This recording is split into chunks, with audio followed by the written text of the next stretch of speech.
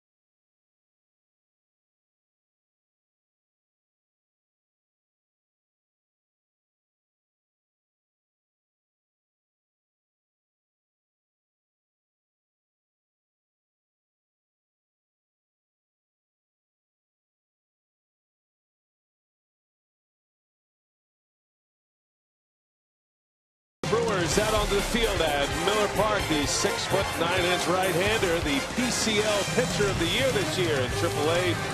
And he is hoping to finish with a bang against his hometown team, the St. Louis Cardinals.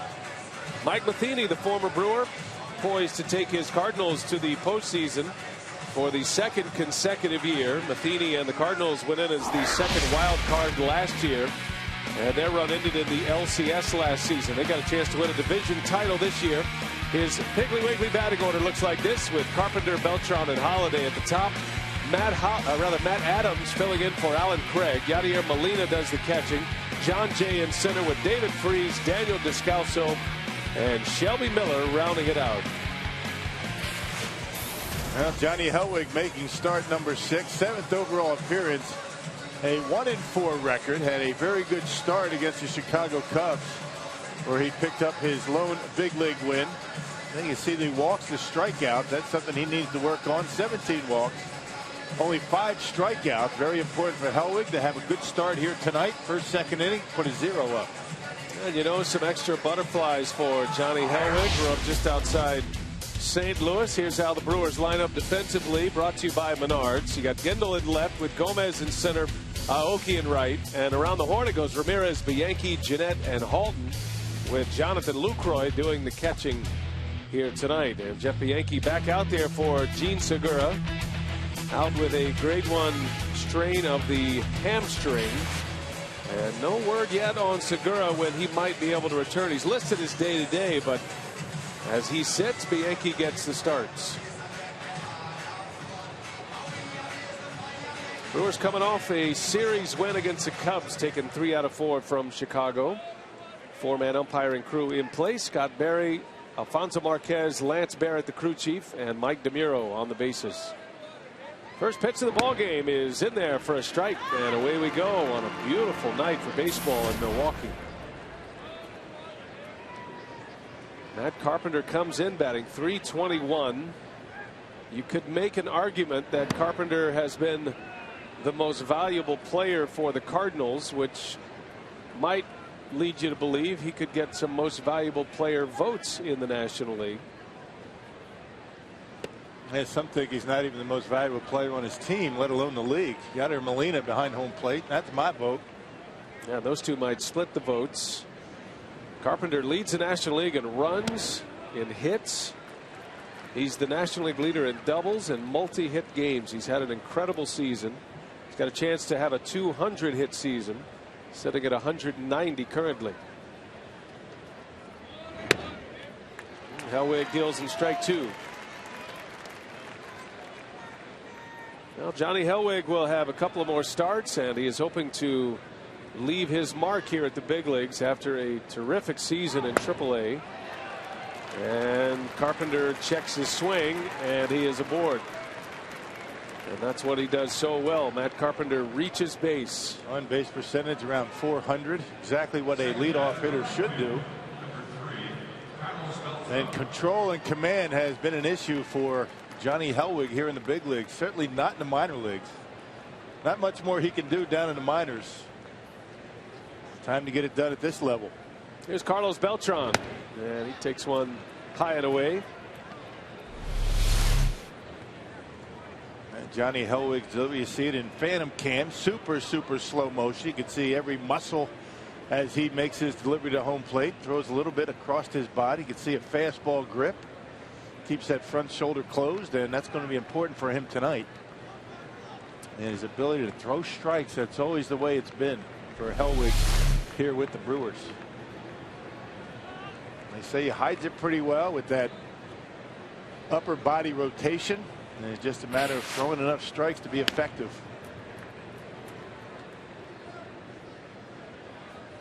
Yeah, Hellwig's always a study in mechanics, and the Brewers are trying to get his mechanics tweaked just right, and I think a lot of that has to do with his confidence. And you say, well, how does confidence match up? There's a shot to Bianchi.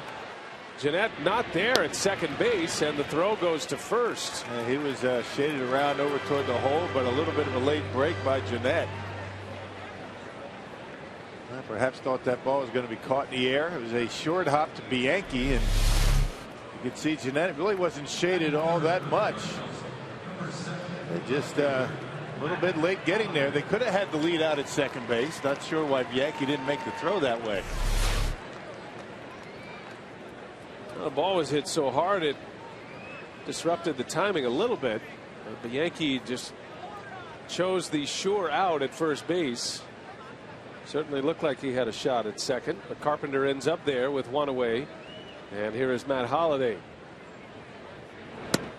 Now getting back to Hellwig and his confidence at the major league level, they talk about his mechanics a lot, and when you're a confident pitcher and you're not really thinking about your mechanics, which is something you don't want to do when you're in game mode, and maybe that's part of the problem with Hellwig here at the major league level, trying to get him to be a little more freed up, just let it fly a little bit more.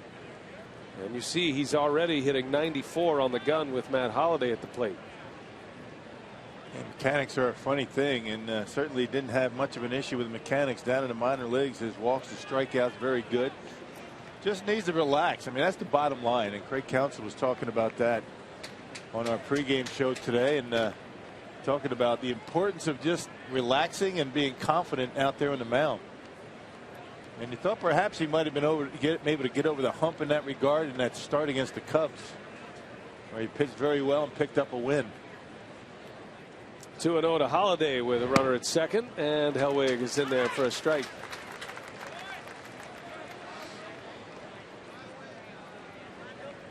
Cardinals enter this series one game ahead of the Pirates in the Central. And the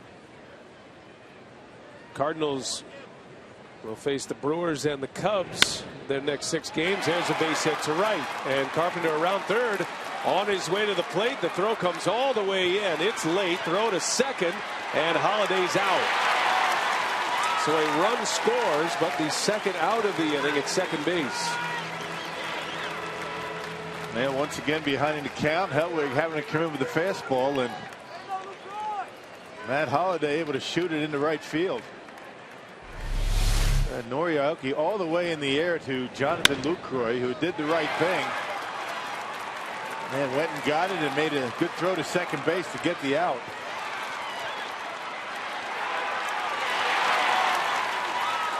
Well, the Brewers, as they have often done this year against St. Louis, have to play from behind. And now you see how important that lead runner was on the ground ball by Beltran.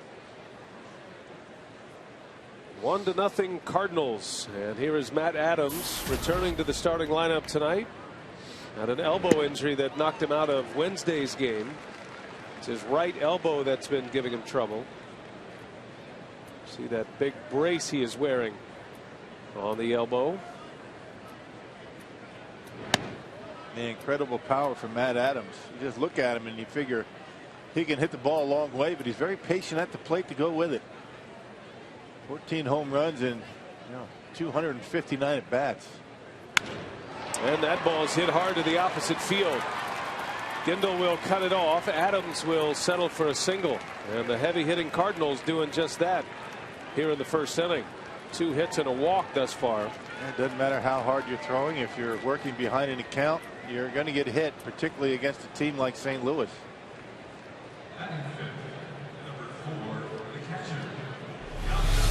This pitch right down the middle of the plate, and Matt Adams doing what he has to do, stays on it and shoots it hard into left field. Cardinals are tough outs. They don't strike out much. They make you throw strikes. Here's Yadier Molina. Now, the Brewers have had a very tough time with St. Louis this year. Milwaukee has won just 4 games. They are 4-12 this season. And 3 of those wins have come in St. Louis. Right. Just 1-6 here at Miller Park. With 3 to play. Brewers are headed to Atlanta for a series starting Monday, then to New York to play the Mets on Thursday. 7 games remaining on the road to finish the schedule. Molina breaks his bat, and Ramirez will put it away. So the first in the books for Hellwig, but the Cardinals are on the board. An RBI from Matt Holliday.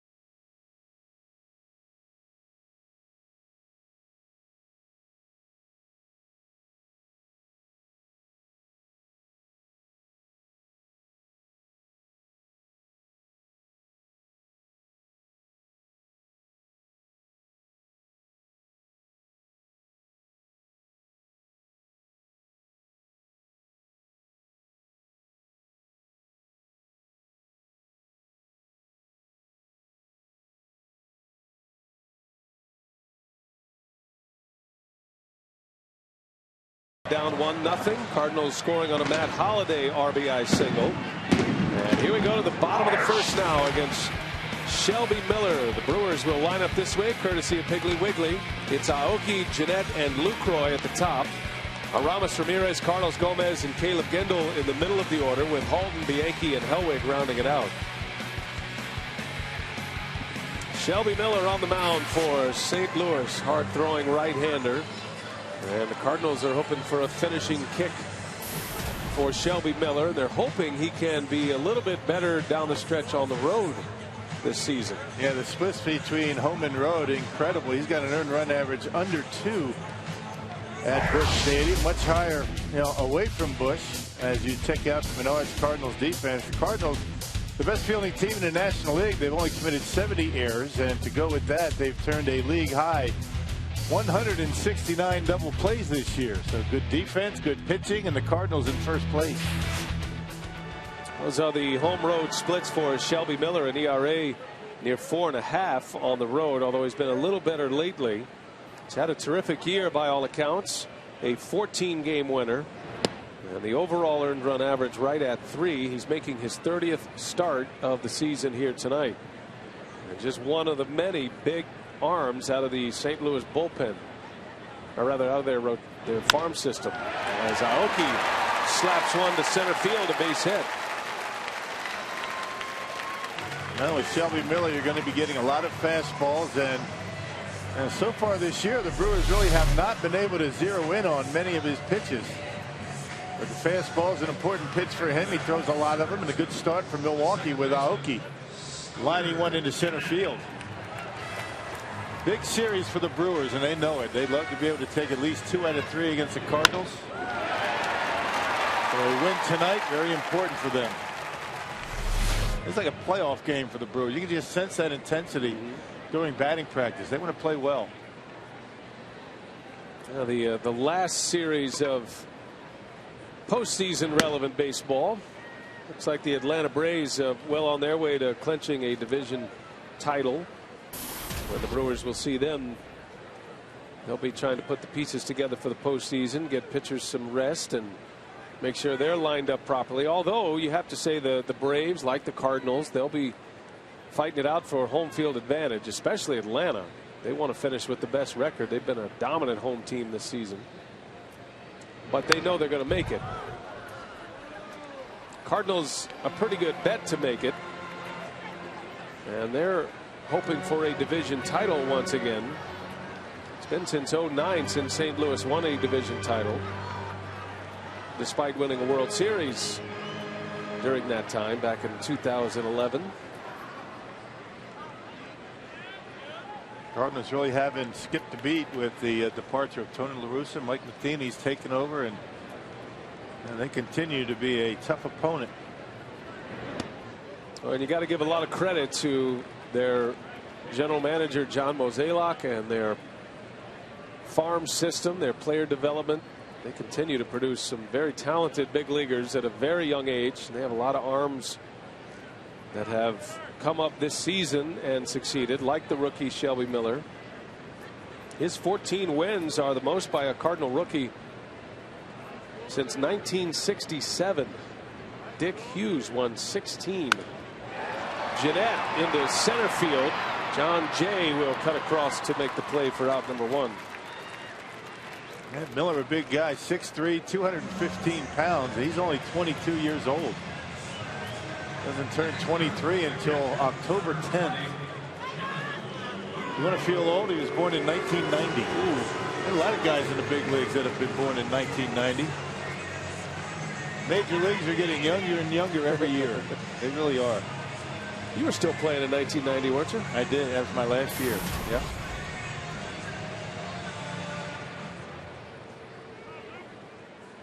So 1 gone. Here is Jonathan Lucroy.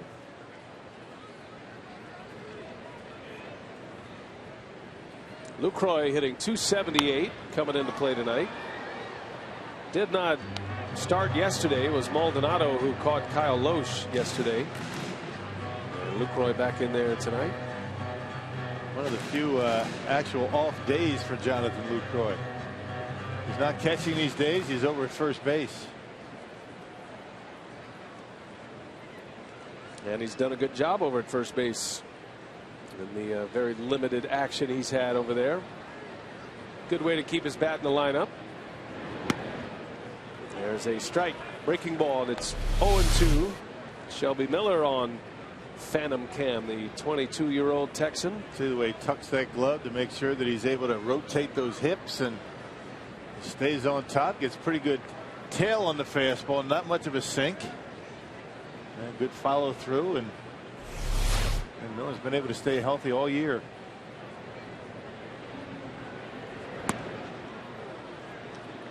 Well, nothing wrong with his fastball. He is consistently in the mid to upper 90s. Cardinals used him as a reliever last year. He was actually on their postseason roster.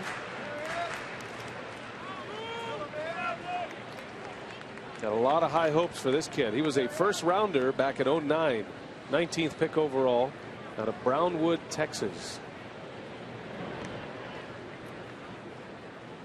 Yeah, Brewers rely heavily on the running game, and that's going to be put to the test big time this weekend with the way the Cardinal pitching staff holds runners. That guy right there throwing the baseball to second base.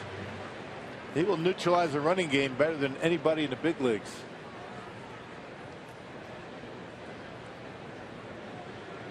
Ball and 2 strikes. Got Aoki at first, and Lucroy fouls it away. All night games in this series against the Cardinals. If you're planning on coming out on Sunday, I know some of your tickets say a 1:05 start or 1:10 start. It's going to be a night game on Sunday to accommodate national television. And Sunday will be Willie Peralta against Joe Kelly. That's a game that starts at 7:05. So tomorrow we're on the air at 5:30 with a 6:10 first pitch, and then Sunday 7:05. No Brewers television that night. And we'll have all the games for you the rest of the year after Sunday. 3 in Atlanta Monday, Tuesday, and Wednesday, and then 4 in New York to wrap up the 2013 season.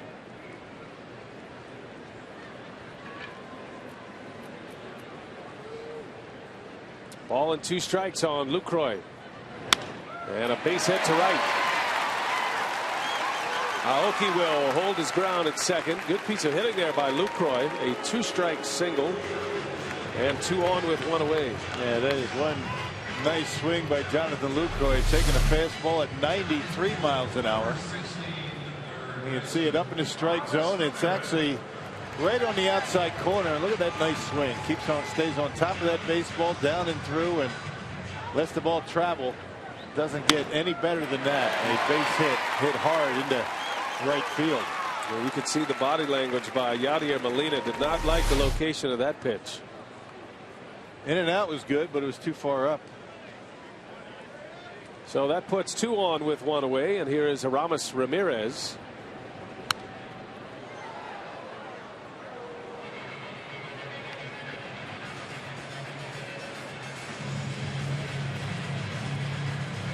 Ramirez with 10 home runs. He's driven in 42. He has just 285 at-bats this season. 85 games on the schedule. So he'll get to right around 90, 92 games this year.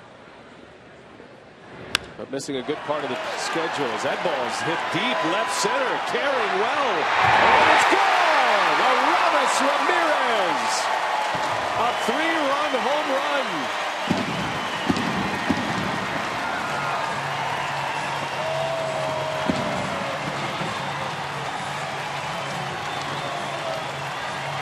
There you go. A hanging curveball from Shelby Miller, and Aramis Ramirez sneaks over that fence out to left center.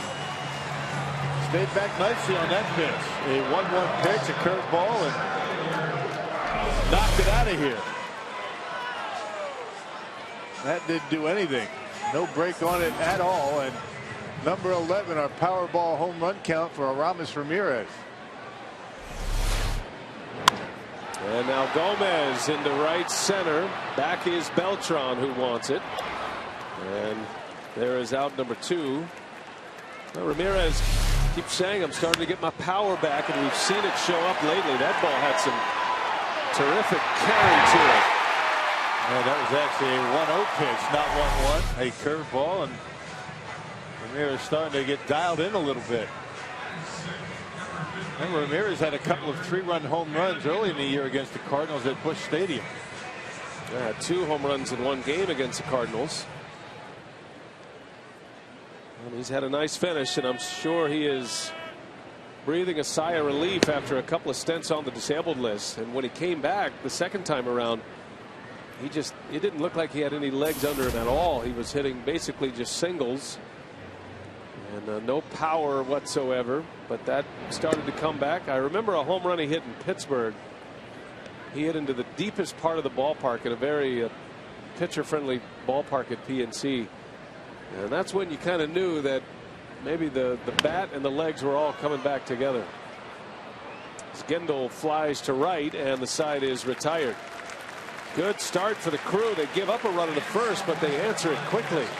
Aramis Ramirez, a 3-run homer, his 11th of the year, gives him 45 runs batted in. It's 3-1.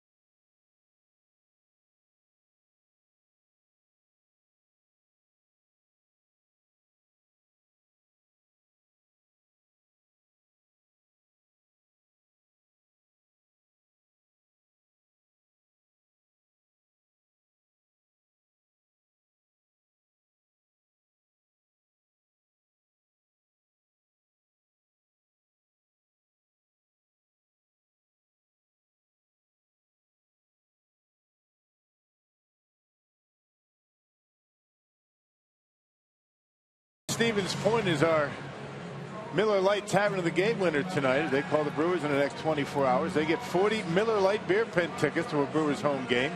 It's April or May of next season. This offer courtesy of the Tavern League of Wisconsin and Miller Lite. Now this one's starting with a bang tonight. 3-1. The Brewers have the lead. Cardinals got a run in the first on a Holiday RBI single, and then Aramis Ramirez goes deep. Second inning, Hellwig staked to a lead now. We'll see how he settles in against his hometown team, the Cardinals.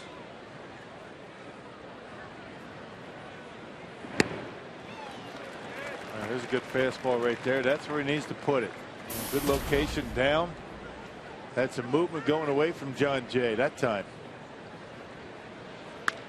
Jay bounces one fair past Ramirez at third. That'll get down the line. Jay thinking about 2. Gendle's got a good arm. The throw is in there, and Jay wipes out Scooter Gennett, but the out is recorded. Talking about running with your head down. I mean, you can see that John Jay, any kind of throw, didn't even have to be on the money to get him out at second base. Caleb Gendle getting there extremely fast down the line. Look how quickly he gets to this baseball, gets rid of it right on the money, and John Jay an easy out at second base. Didn't even slide hardly. What kind of slide was that? Well, you see the tag and the first out of the inning. So the Cardinals have run into 2 outs on the base paths. A couple of outfield assists tonight for the Brew Crew. Here's David Freese now with 1 away.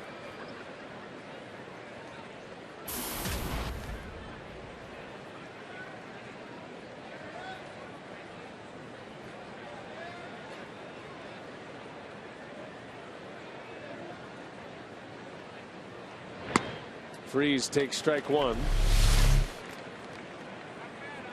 Got him right on the spike. Right on the foot. Yep. And got the him on knee. the foot, then on the knee, and then in the head. And he's running backwards. Just to make sure that he's got him. Got him 3 times. Only Gene Segura can do that.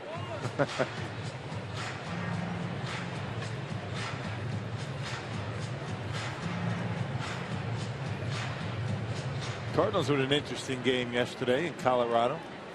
15 innings they played. And fell behind 4-0, tied it up, had a couple of late leads, a couple of blown saves for the Cardinals late. Ended up losing in 15 innings and got to Milwaukee at around midnight, a little after midnight, so not too bad. They were hoping for much better. They had a day game there.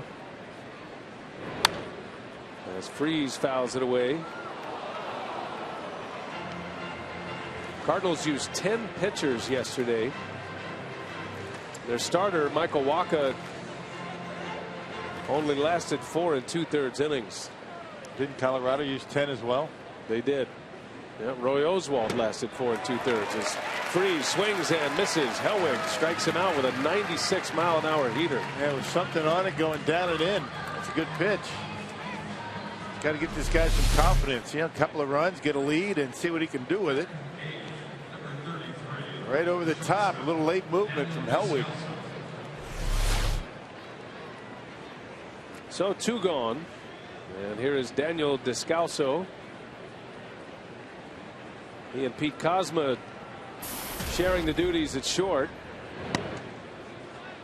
Kozma, the right-handed version of this platoon. I guess it's not a straight platoon. Descalso is a pretty versatile guy that you can play all over the infield, but he's in there at short tonight.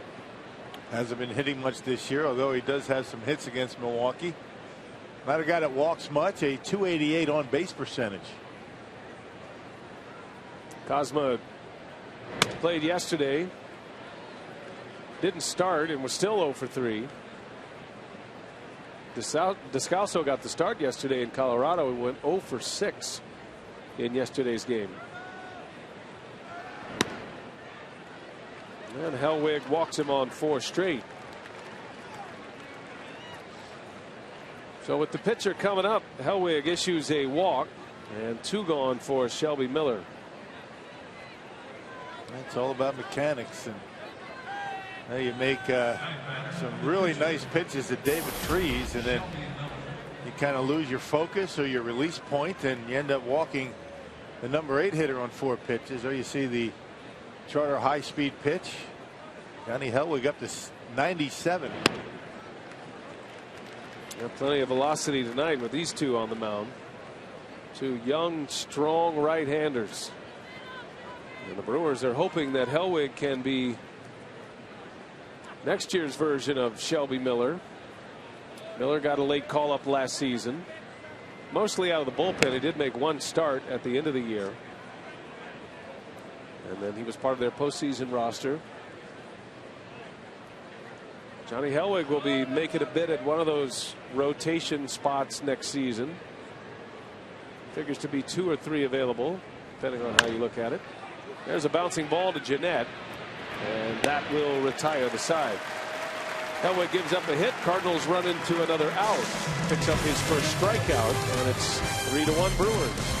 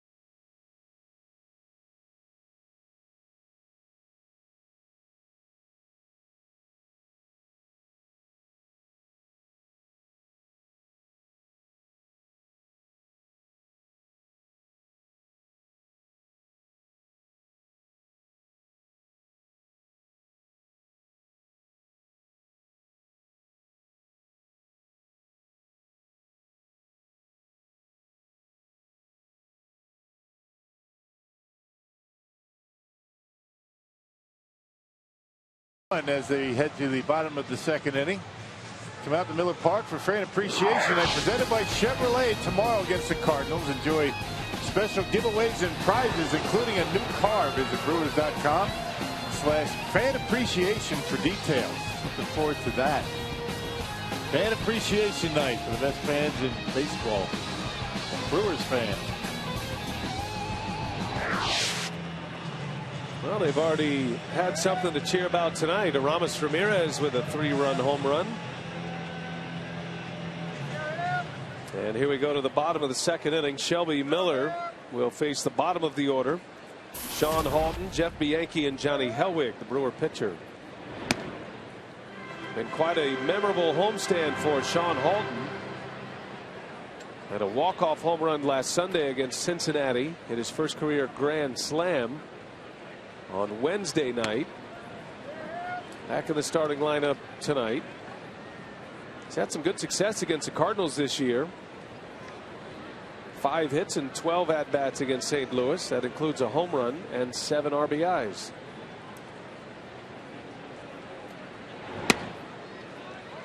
Overall, Halton is hitting .266. 4 homers, 15 ribbies. And a pinch hit double yesterday. So he's swinging the bat with a lot of confidence right now. The Brewers lost their finale to the Cubs yesterday 5-1. Jake Arrieta beat Kyle Loesch. And a half swing roller over to first base. Adams for out number 1. We got an update from Pittsburgh. The Pirates are rolling. They just scored 4 runs against Matt Latos. Actually 3 runs. It was 2-1 Reds. Pirates scored 3 runs to take a 4-2 lead. And Francisco Liriano on the mound for Pittsburgh tonight, matching up against Latos. That game's in the middle of the 6th inning. And both starters are still in there. Jose Tabata hit a home run for the Pirates, and Neil Walker a solo shot as well. Todd Frazier is homered for Cincinnati. That's a hot one to keep an eye on tonight. Pirates Reds. Well, those guys play each other 6 times, including tonight. It's going to come right down to the wire, and Shelby Miller ducks up Jeff Bianchi. Bianchi pops it up. And there is out number 2. A lot of other ball games tonight with pennant implications. You've got the Indians hosting the Astros. They lead 2-1 there. Cleveland sitting just a half game back in the American League wild card. Texas and Tampa Bay are tied for those 2 spots. Rangers and the Royals are tied at 1 in the 3rd. And the Tampa Bay Rays lead Baltimore 3-0 in St. Pete in the top of the 5th. That's the way it should be. Teams in contention playing each other to see who's going to make it to postseason. And a couple of clinchers yesterday. The Dodgers beat the Diamondbacks and clinched the National League West. And then the Red Sox won last night behind John Lackey, who went the distance. Boston beat Baltimore, and the Red Sox clinched a postseason berth. They have yet to clinch a division title. They could tonight, but they know they are headed to the postseason. So starting to see some champagne being popped. Did you see the Dodgers last night? They went and jumped in the pool out at Chase Field. Nice, huh? Diamondbacks weren't real happy about that. I don't blame them. That's their pool. You can't swim in our pool. I tell you, what a turnaround for L.A., huh? Hey, remember, I know we talk about this all the time, but it is amazing. I mean, when the Dodgers limped on into Miller Park early in the season, they were talking about firing their manager. There was some talk about Don Mattingly being canned, and Boy, and ever since that time, the Dodgers have been the hottest team in the league. Well, that was in late May when the Dodgers were here as Hellwig strikes out. 1-2-3 inning for Shelby Miller. 3-1 Brewers on our way to the third.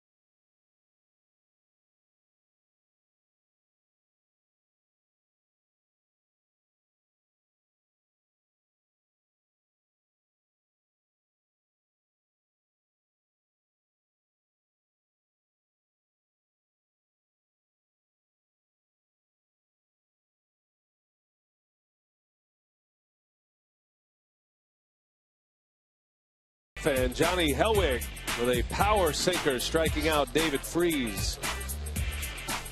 And Hellwig picking up his first K of the ball game, his lone K at this point. 3-1. The Brewers have the lead on an Aramis Ramirez 3-run homer in the first.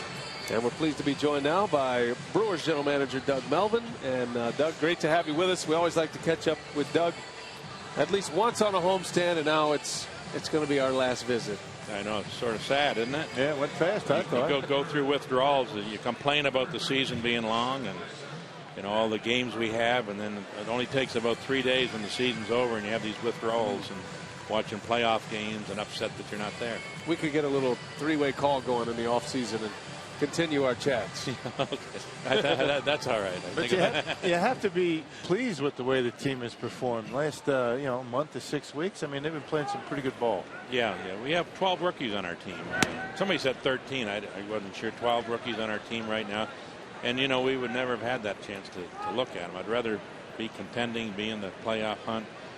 But the silver lining is we are getting a real good chance to look at some of the younger players that maybe people didn't think that we had. But you look at Caleb Gindel and Scooter and Chris Davis and Hellwig tonight and Thornburg and Nelson. And so it's a time where, you know, we've had Ricky and Corey Hart and Prince and all that. And there's a new wave of younger players coming up. And that's part of the game. It's what you have to go through. Yeah, their success, those guys you were talking about. I mean, going into the offseason, does it perhaps change a little bit of your approach as to what you feel as though you may need or improve on going into next season, knowing that these guys could be there to produce for you? Yeah, you know, it's we're always going to be a club that has to draft and develop, and we have to be that kind of club. We're never going to be that club that can go out there and spend $20 million to keep a free agent player. You know, having Ryan Braun back next year is obviously going to be a big boost to us. And, you know, I think some of this pitching and the development that Peralta has shown this year, we do have a better feel for our players. Matt Carpenter into left center, a base hit. This guy continues to swing the bat, and he is aboard to start the third inning. Then you got to be careful too that you don't. You got to be careful too that you don't get overly excited because, you know, it's a full season. The baseball, 162 games. These kids have been excited. It's our job, and Ron and the coaches, for all of us to keep them focused on performing at this level and to go home in the off season and once they get a little bit of a rest to get in the best shape they can to come back into camp next year. Doug, you mentioned Ryan Braun. He was here just the other day and visiting some of his teammates. Actually made an appearance at a nonprofit foundation. And give us your thoughts on Ryan Braun moving forward. What is his off season going to be like, just from a baseball sense, even to try to get back acclimated? You know, how do you feel like he'll come back as a hitter, as a player? Have you discussed a position change at all with him? What do you think moving forward with Braun? No, I haven't talked to Ryan. I know he came in here. He felt it was important to get to see some of his teammates and that before the season was over, the coaching staff, and visit. And he came in here and did that. Ryan will always keep himself in good shape. We've never had to worry about his conditioning and that. And when he gets into the point of doing that, and he'll be ready to come to camp.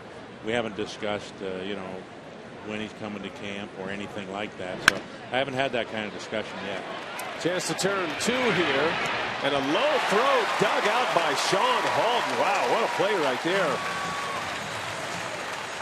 Beltran bangs one into a 6-4-3 double play. Big man's got some good hands. I mean, Scooter Gennett, not a very good throw on the turn. Scooter's been much improved defensively. We've been talking about Scooter, and I think the organization and you guys thought he was going to be able to hit, but his defense has been very good. Has that been a surprise for you?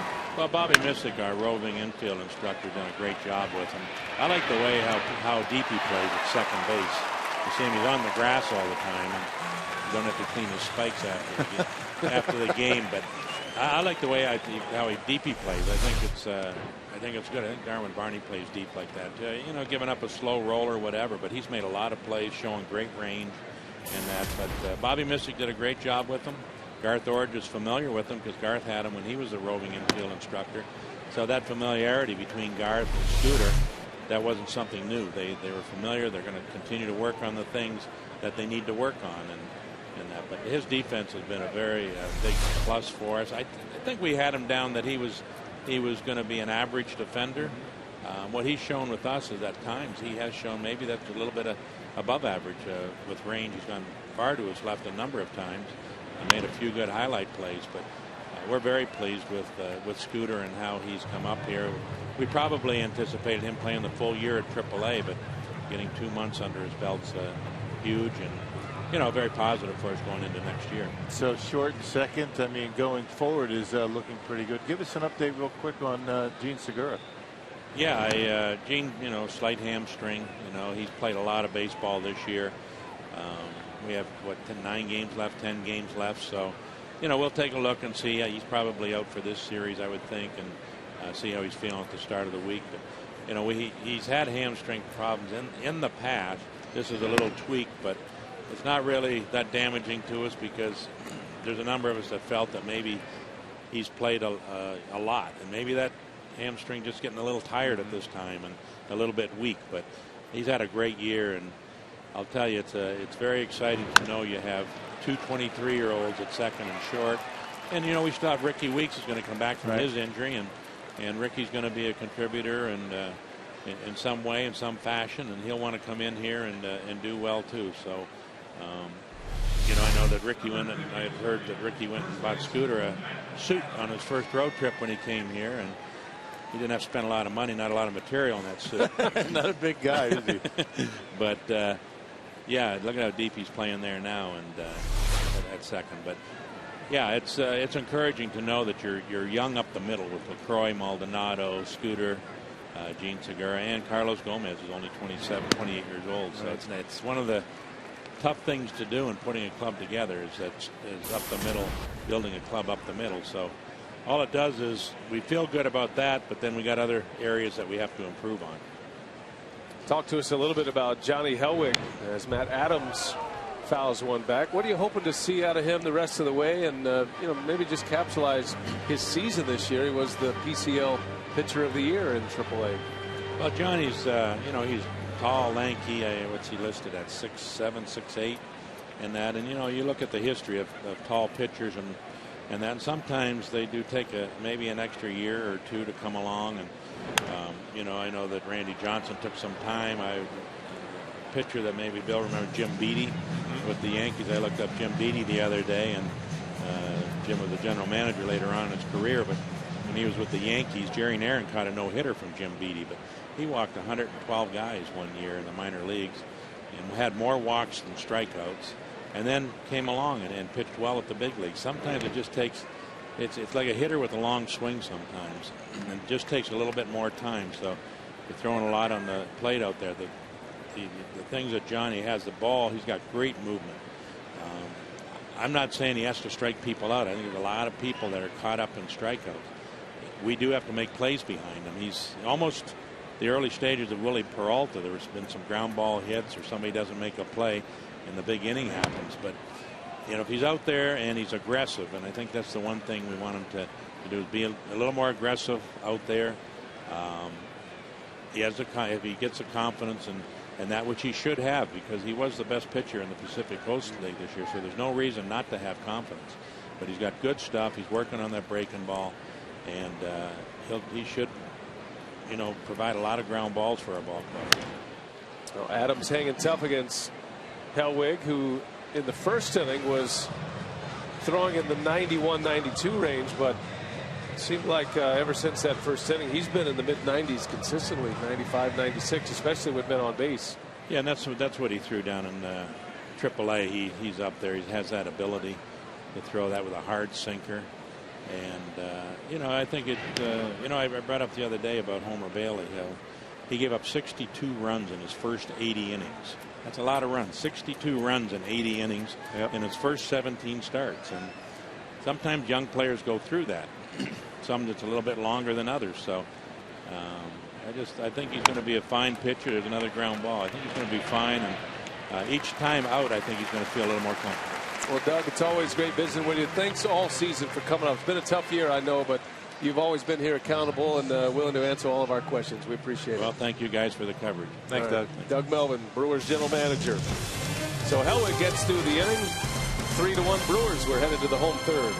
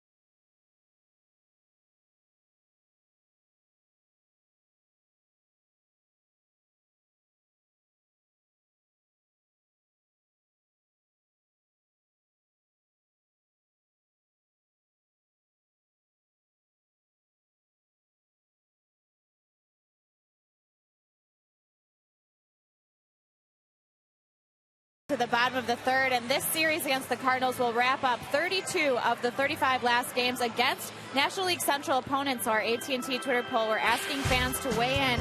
Which team will win the NL Central? We've certainly seen a lot of them lately. The Cardinals currently with a 1-game lead over the Pirates. The Reds just 2 games back. So a lot of baseball eyes here focused on Milwaukee and, of course, Pittsburgh as the Pirates and the Reds go head-to-head, B.A. All right, Sophia, thank you. And I know this is a series that a lot of these young players are looking forward to. Tapping into a pennant race. Cardinals are up a game in the Central Division. And when you have a chance to disrupt that, you're looking forward to that opportunity. Good crowd tonight on a Friday night. Place has a little bit of a buzz to it, and the season at Miller Park will conclude here on Sunday. Yeah, the Brewers have done a pretty good job against the Cincinnati Reds. They've won 4 of their last 6 against the Reds. They have been making their presence felt in this division as the season winds down. Like to do the same against the Cardinals for sure. Brewers took 2 out of 3 from the Reds to start this homestand, a 10-game homestand to finish the year. Brewers are 5-2 on the homestand thus far with 3 to play. After this series, the Cardinals will go home to face the Nationals. And Washington, a pretty tough team to deal with right now. They are on the outside looking in for a postseason run, and they're going to have to really get hot, stay hot, and have somebody fall back to the pack. And I'm not sure anybody wants to face the red hot Nationals at this point. They're clicking on all cylinders, maybe just a little bit too late though.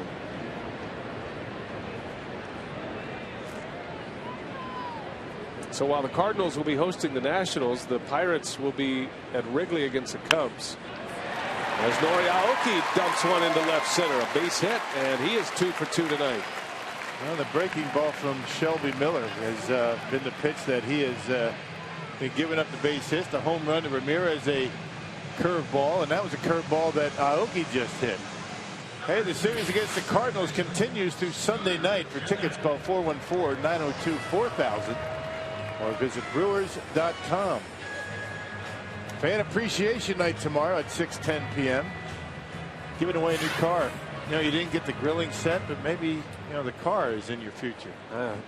I don't think employees are eligible, but for a minute there, I heard a hint of sincerity in your voice.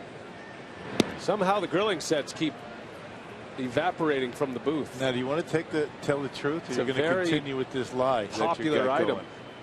Huh? I don't know what you're talking about. You know what I'm talking about. Looking for a grilling set. You can't get one. Did you get yours? I got mine. I saw you presented with one yesterday that you proceeded to give away. No, I didn't give it away. Somebody took it. Somebody took it. That's a nice grilling set. Now I get to take it home. I've been using it as a prop. Tonight's the night for the grilling set, right? Yeah. So they're all gone. All right. Well, and I get to take mine home and use it. All right. That'll be Sunday. By the way, the 2 fans posing with Jonathan Lucroy a little bit suspect as well that we just showed. Seems to be an inside job on that one as well, as Jeanette fouls it back. Got the conspiracy theories going, don't you? There's a little bit going on here that I'm a little uncomfortable with. Is that kind of the way it's been going every year toward the end? Everybody's against you? Have to give old Sally Andrews a phone call in the Human Resources Department. A little bit uncomfortable in my workplace. Okay.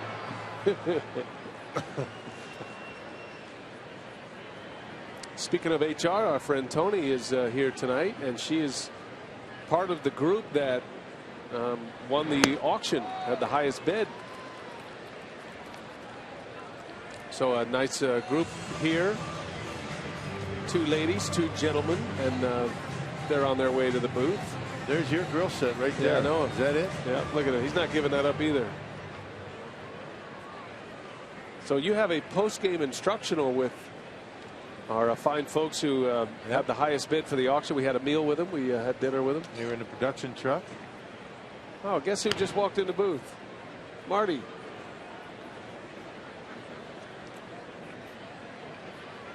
Marty just brought in a couple of grill sets. A couple. Nice. Thanks, Marty. You got to duck down and say hello to everyone. It's like an erector set. Thanks, Marty. Thanks, Marty. Appreciate it, buddy. Marty runs the press entrance. There's Jeanette. Foul territory, just out of the reach of David Freese. Boy, Marty's been here a long time. I'm glad we can show him on camera right there. Everybody knows or hears about Marty. I don't know if everybody has actually seen his face. He's the gatekeeper at the press box door. There's no visitors in the press box without Marty knowing about it. He knows where all the skeletons are buried up here. Yes, he does. And I appreciate the grill setting. So I have 2 now. Great. Yeah, good. I'll give one to Mike Faulkner, stats man. There you go, Mike.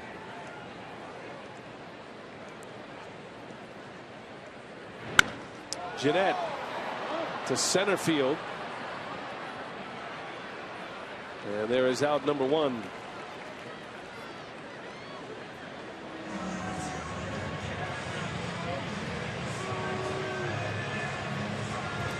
Yeah, we're looking forward to this entire weekend here in Milwaukee.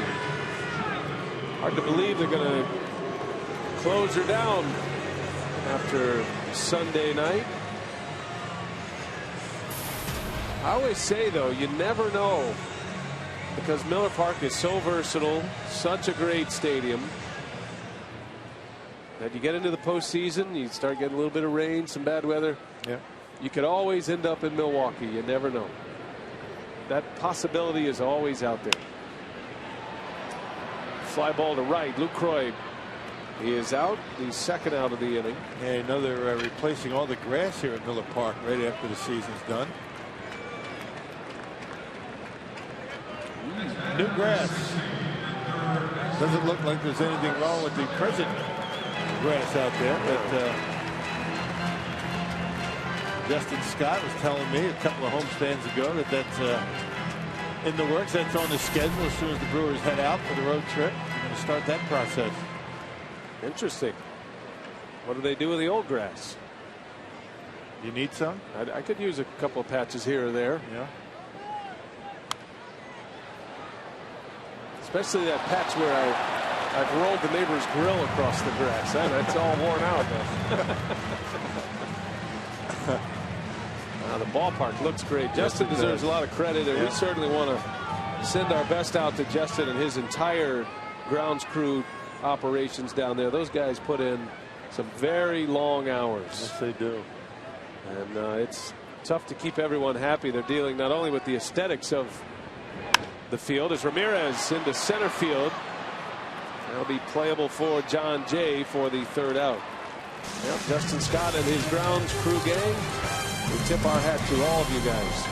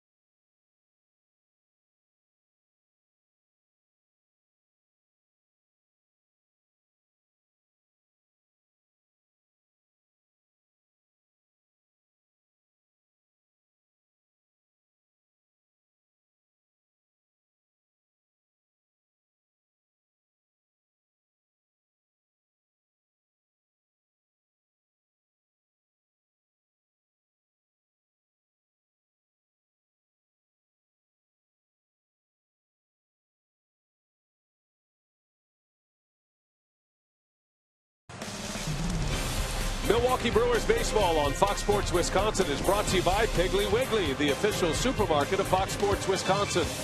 By Ho Chunk Gaming Wisconsin, your ticket to more. And by Marshfield Clinic. Don't just live, shine. There she is in all her glory. Miller Park. Parking lot's packed. Roof is open. Beautiful night for baseball here as the temperature sits in the mid-60s. In late September in Milwaukee. Johnny Hellwig back on the mound as we start the fourth inning. Gave up a run in the first inning on an RBI single by Holiday. The Cardinals have 5 hits, and Hellwig has walked 2 batters, but twice the Cardinals have run into outs on the base paths. Holiday and John Jay. Those trying to stretch singles into doubles. Lucroy got one and Caleb Gindel got one. Molina leads off and he takes one low. 1 ball 2 strikes.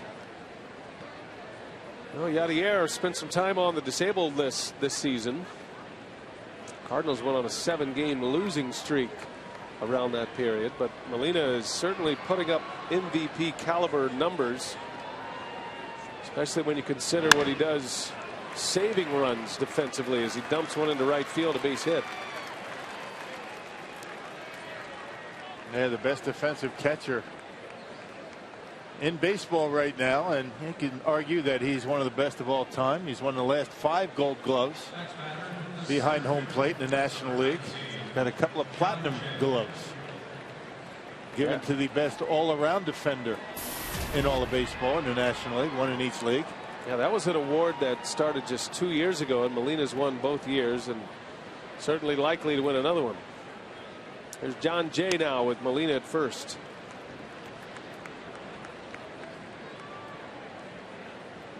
Cardinals have 3 hitters in the top 7 in the league in batting. Molina is one of them. Alan Craig and Matt Carpenter the others. Carpenter is out with a foot injury. And he's been out a little over a week now, and they're hopeful that he can come back before the postseason, but that is a huge bat to get back in their lineup. Matt Adams has done a terrific job in his absence. But certainly Craig is the best run producer. And he is an MVP caliber performer, and it kind of feels like the Cardinals this year, they're going to have 3 candidates, or at least 3 players that deserve some votes, and they'll probably end up splitting those votes. I would imagine Andrew McCutchen of the Pirates is the favorite to win the MVP in the National League this season, especially if the Pirates go on and make it to the postseason, which it looks like they will.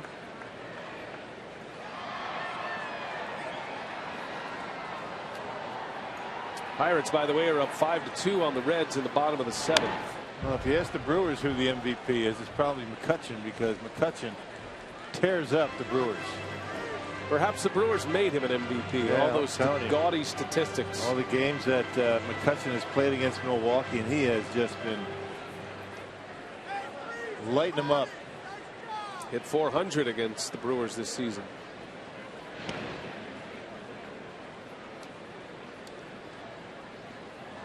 I think you could throw Freddie Freeman in that group. He's the one probably the least publicized of the favorites to win the MVP. Paul Goldschmidt of the Diamondbacks. I don't think there's a clear-cut favorite though right now. No. See how the voters go. The Baseball Writers Association of America. Hellwig throws it away, and Molina will cruise to second base on a wild pitch. And Paul Goldschmidt leads the league in home runs and RBIs. 119 RBIs. He's tied with Pedro Alvarez. There's a guy that has had a pretty good year. 34 home runs for Goldschmidt and Pedro Alvarez. Michael Kadire leads the league in hitting. How about that? Of the Rockies.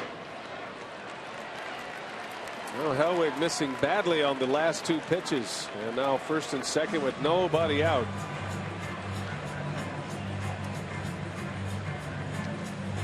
It is a battle to get through the Cardinals lineup. There is damage just about in every spot.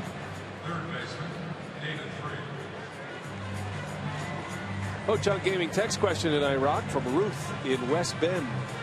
Do you think Johnny Hellwig will eventually strike out more batters? I don't think the Brewers are too concerned about that. You heard Doug Melvin talk about the importance of strikeouts. That's not their focus on Hellwig. You know, with the way the baseball moves out of his hand, they're concentrating more on ground balls, getting movement. Really wasn't a big strikeout guy down in the minor leagues. But if he's going to get more strikeouts, he's got to work in hitting the count a lot better.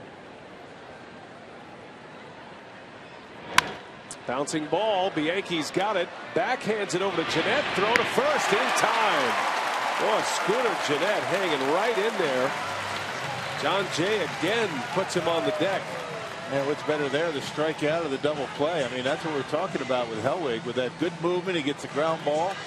Second double play turned by the Brewers behind Hellwig in the last couple of innings. He gets that good movement. Freeze beats it into the ground, and they get their double play. And Hellwig 1 out away from getting out of this mess. Freeze has bounced into 23 double plays this season. That was a big one for Johnny Hellwig. And here is Descalso now with a runner at third and 2 away. Be careful here. You got the pitcher on deck. Hellwig has not thrown a strike to Descalso yet. 5 straight.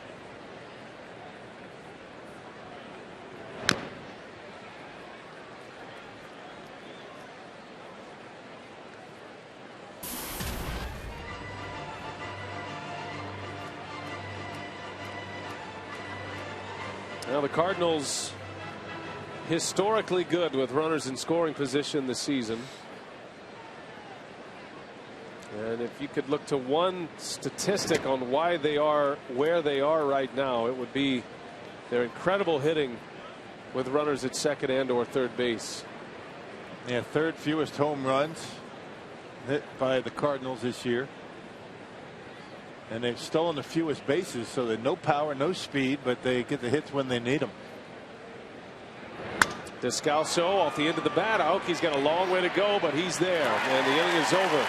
And Johnny Hellwig gets through the fourth. Another scoreless frame for Johnny.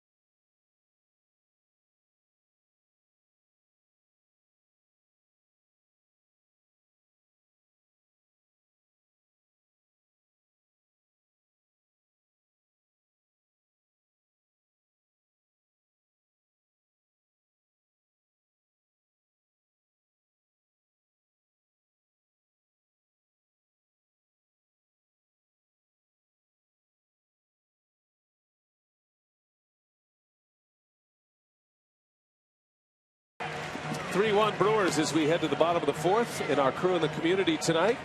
MLB and Chevrolet announcing that Jonathan Lucroy was named the Brewers 2013 nominee for the prestigious Roberto Clemente Award presented by Chevrolet.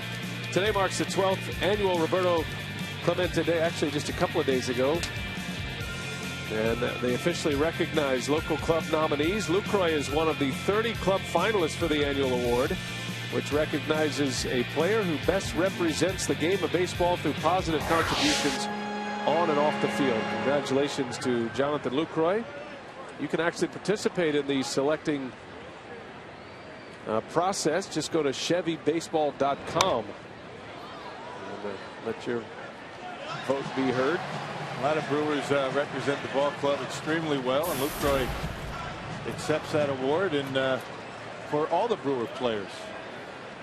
Brewers front office, coaches, everybody gets involved in the community with this Brewers organization.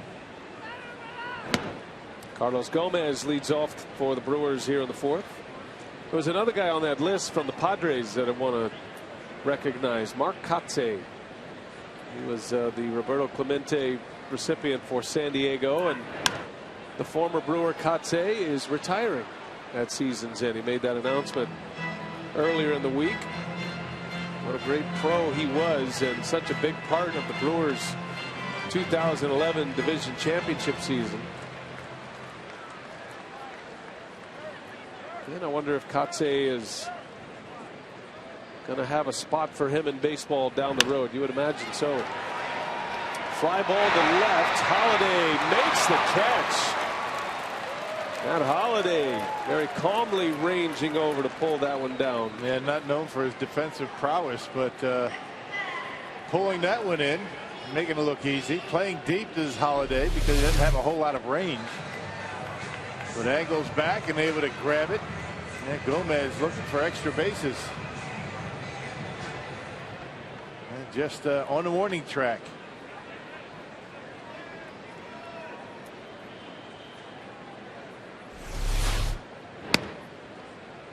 Caleb Gendel with one away. Brewers scored all 3 of their runs in the first, and they all came on one swing of the bat from Aramis Ramirez. Miller's given up just 1 hit since that time. Gave up 3 hits to the first 4 batters he faced, but has settled down, and Johnny Helwig has been able to pitch out of a couple of jams.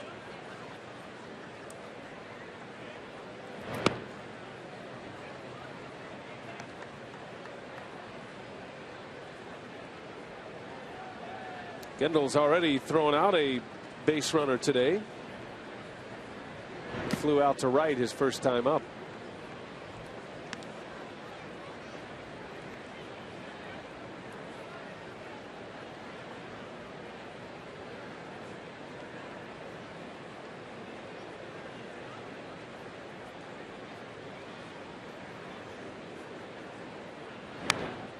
Gendel's been a good hitter in the big leagues this year. He's hitting .258 and has an on-base percentage 90 points higher than his batting average, and that tells you he has come up and he's shown a good eye. You figure a young hitter like Caleb Gendel, who has that ability already, is only going to improve. Brewers are very high on him as a hitter.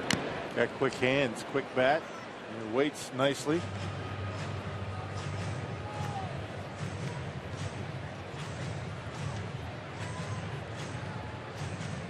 This is his 32nd start in the major leagues. Hit .295 in AAA this season with 11 homers. Now in his 3rd stint with the Brewers. And down he goes. So Gendel strikes out. Took a little off, maybe a changeup, 85 miles an hour, and looked like Caleb out in front. Good location on the outside corner. 85 miles per hour. And looks like Gendel just underneath.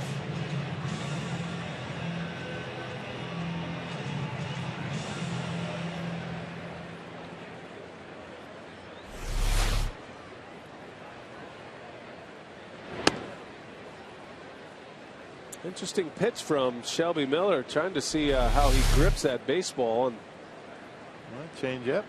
You can see the ring finger still in the baseball. That ordinarily tips off that it's a changeup. You see a lot of pitchers kind of bury that ball in their hands where the fingertips aren't actually on the ball. So I was kind of curious to see Miller. It's like a 3-finger changeup, just enough to take something off. It got a lot of run on it too. Yeah, just a little bit of velocity. Doesn't need much. Matter of fact, you don't want too much off of it. You guys can double clutch and still get a piece of it. A changeup about 8 to 10 miles an hour slower than his fastball, but everything else looks the same. That's what makes it so tough. We didn't see many of those his first time around against the Brewers. He threw just about every pitch a fastball.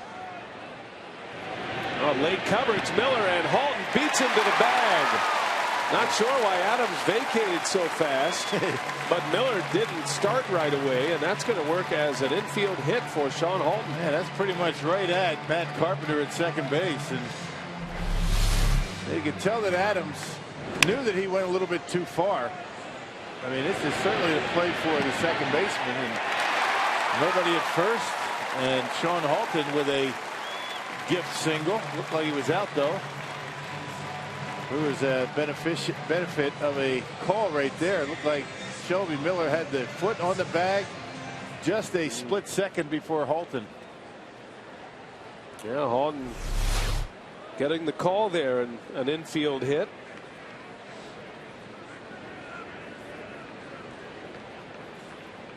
I've enjoyed watching Sean Halton play. This guy gets after it. And he shows up early every day, working on a lot of defensive drills as Bianchi into right center, a base hit, and Halton's going to hold up around second base. So with 2 outs, the Brewers have back-to-back hits. And at the very least, it'll clear the pitcher spot. And why wouldn't you show up early and get every bit of knowledge and work that you can at the big league level? He's taken so long to get here and worked hard down in the minor leagues. You betcha he's going to be here early and getting his work in. And remember, he's moved to the outfield this year, so it's kind of a two-a-days for him before the regular batting practice starts. He takes fly balls and does drills with John Shelby in the outfield, trying to make him a better outfielder, and then he goes over to first base. He's also played a little third base this season.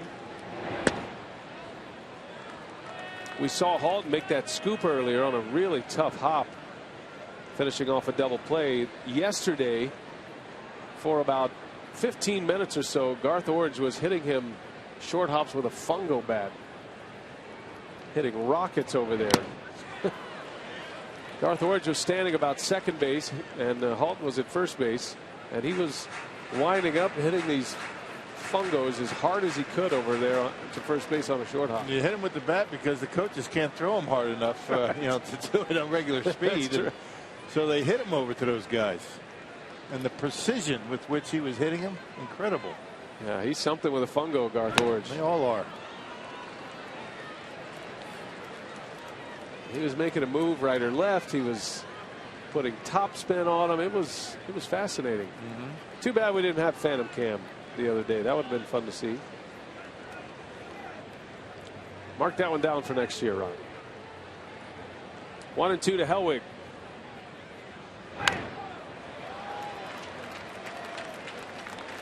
Maybe we can have Garth Orange hit some fungos in our live instructional tonight. We have some guest stars. You remember our raffle winners are here, like you mentioned earlier. Yeah, I love that. We're going to take part in our on-field instructional. Maybe we can convince them to, you know, hit some bullets at them. Short hops. I'm sure they brought their protective cups.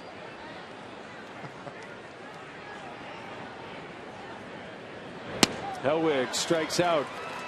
Shelby Miller strands a couple, gives up 2 hits. The Brewers lead 3-1 as we go to the 5th.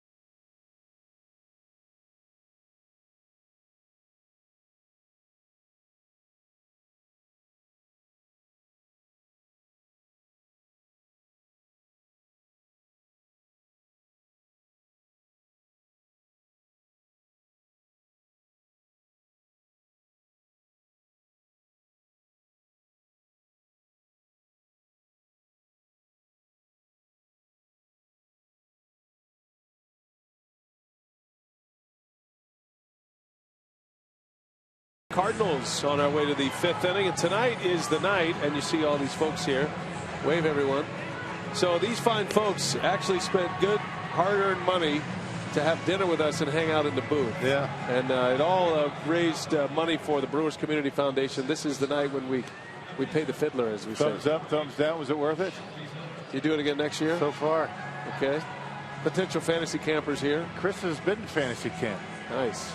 And he lived to tell about it. He's looking good. There's his fantasy camp jersey. Very good. So tonight we had dinner with these folks and had a good time with them. They're going to be in our post-game instructional as well. And Rock's got something special cooking up. Going to have to watch to see. Yeah. It has to do with maybe fungo bats and all kind of interesting things.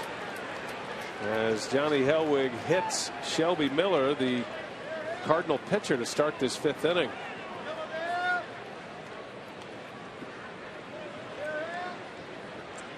Had a lot of folks, a lot of fun with those folks today. We took them into the media spread room. Here they are. They're nice people here from Milwaukee. That's the last thing you want to do here with this Cardinals ball club. You get Shelby Miller right on the arm, and now you have to deal with the top of the order.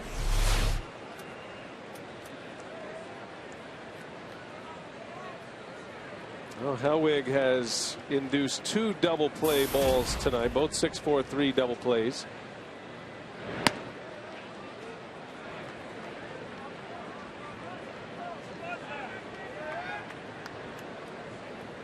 Matt Carpenter is 1 for 1 with a walk. Walked and scored in the first, the lone Cardinal run. He's pushed his on-base percentage to .394.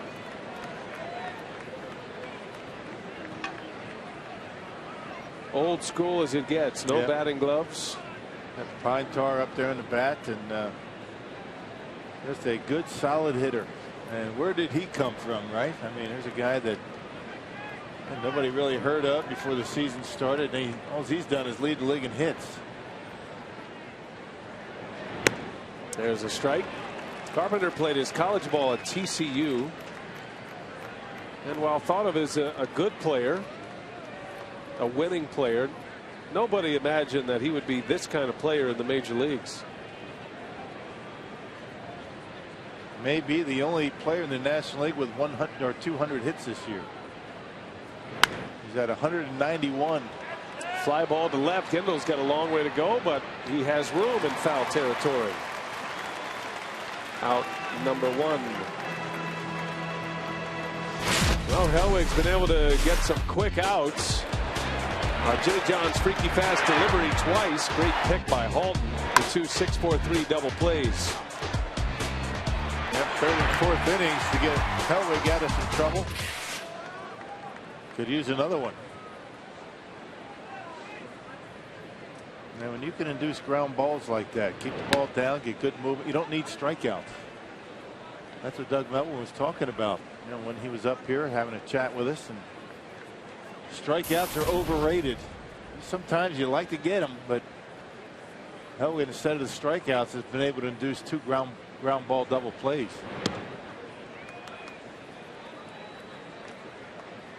Carlos Beltran bounced into the 6-4-3 double play in the 3rd. Twice he's grounded out.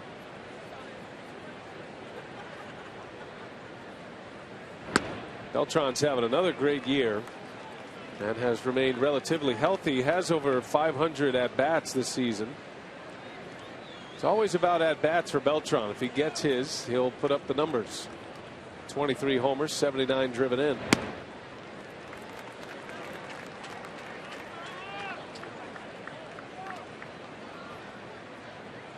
That's the way it is for most of these guys, right?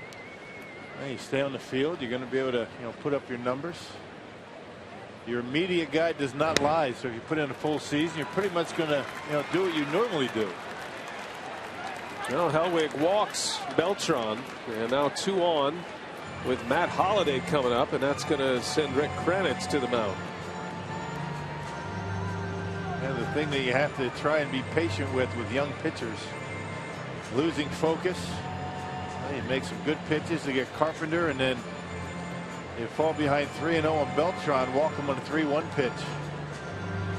They lose the release point. I'm not sure if it's he's trying to be a little bit too fine. It's just a matter of, you know, the release point, being able to repeat a good delivery, getting on top of the baseball, getting good movement.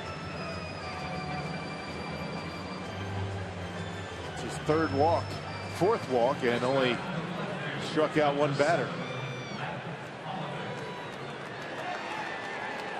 Now the incredible batting average with runners in scoring position, .329 average as a team. That's been the theme for the Cardinals this year. And they have 5 of the top 6 hitters in the National League with runners in scoring position. There you see 4 of the 5 on that list. Only Freddie Freeman has interrupted this run of Cardinals. Yadier Molina is 6th on the list. But Matt Holliday hitting .387 with runners in scoring position. And he's 3rd best on his team. And there's another base hit. And coming in to score is Shelby Miller. And the Cardinals keep it going. It's 3-2. Brewers lead by a run.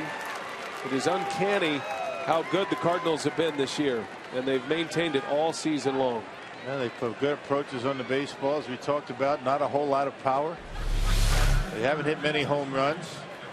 3rd fewest in the National League. But an approach like that, not trying to pull the baseball, even with ducks on the pond, Matt Holliday taking a good approach, and his second hit, second RBI, both of his hits, or all 3 of them, have come to right field. And 2 RBIs, now 91 ribbies. 1st and 3rd, 1 out for Matt Adams. Tying run now at 3rd base.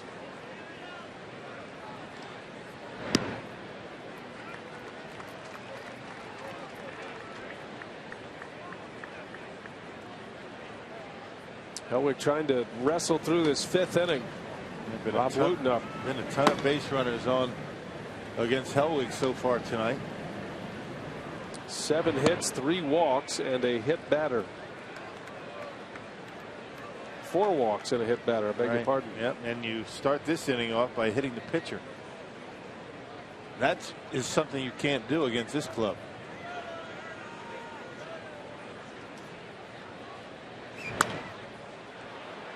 That'll be out of play.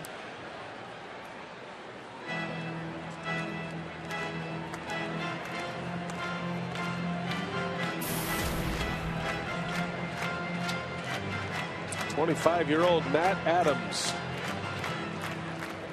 putting up career highs this year. His first season in the big leagues, or full season. He played in 27 games last year. This is game 100 for him tonight. Been used as Matheny's primary pinch hitter this season. When Alan Craig was injured, he took over at first base.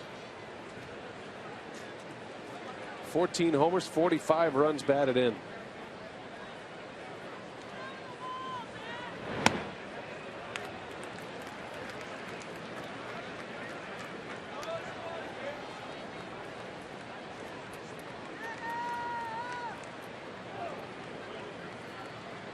Well, 93 pitches already for Hellwig in the 5th inning. Only 1 out. He has worked hard so far tonight. 2 Cardinals on, Beltran and Holliday.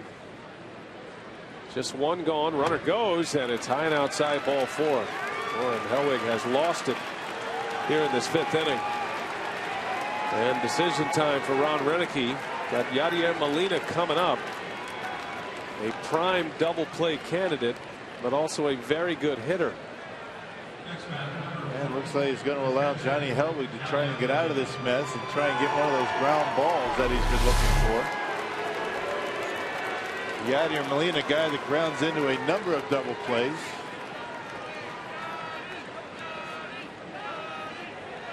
Here's the last pitch of the inning, or I should say the last pitch to Matt Adams out of the strike zone. And he's up and in again. Just can't find it right now. And Aramis Ramirez is on his way out. Trying to settle down the young right-hander.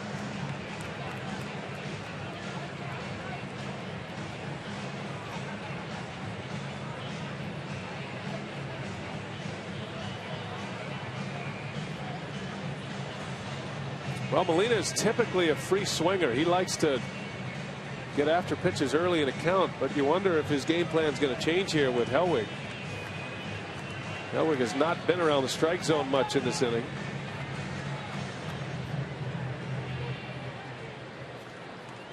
Two walks, a hit batter, a single. Bases loaded, 1 out. Brewers lead 3-2. And there's a good pitch, but it didn't find the strike zone. This is a gut check that Ron Renick is giving Johnny Hellwig right here. The easy thing would be to take him out and leave it up to Wooten, but he's going to try and let this right-hander get out of this mess. See what he's got. Bouncing ball. Bianchi to second. The turn by Jeanette is in time. How about that? On a 2-0 pitch, Molina swings away. And Ron Renick lets out a big exhale. He shattered his bat. Well turned Bianchi to Jeanette. Scooter standing in there tough again.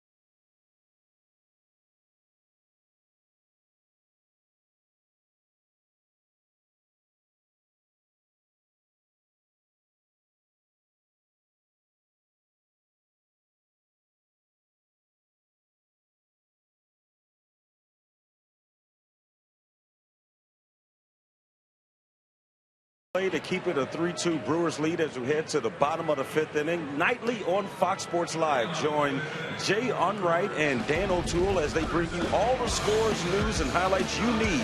Catch Fox Sports Live nightly on Fox Sports 1. All right, Telly, thanks. Johnny Hellwig gets out of the 5th inning with a beautifully turned double play.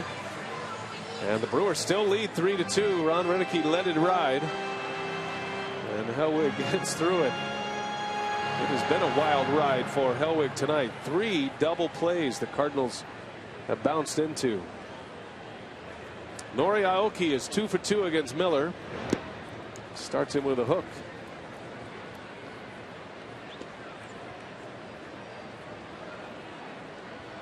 Brewers got all 3 runs in the first on an Aramis Ramirez 3-run homer.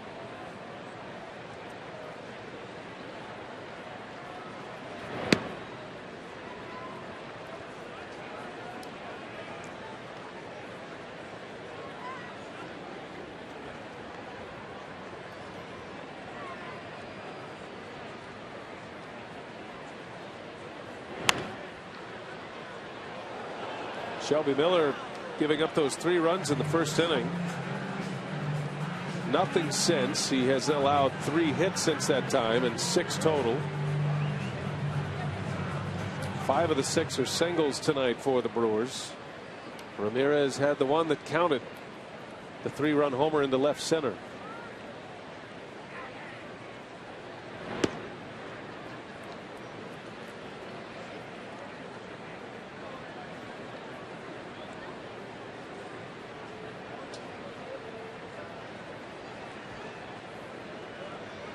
Aoki hitting .281 in his 2nd season with the Brewers.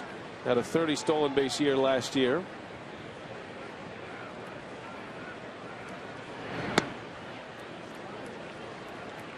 Going to be a season to remember for Nori Aoki, his second child born in Milwaukee this year.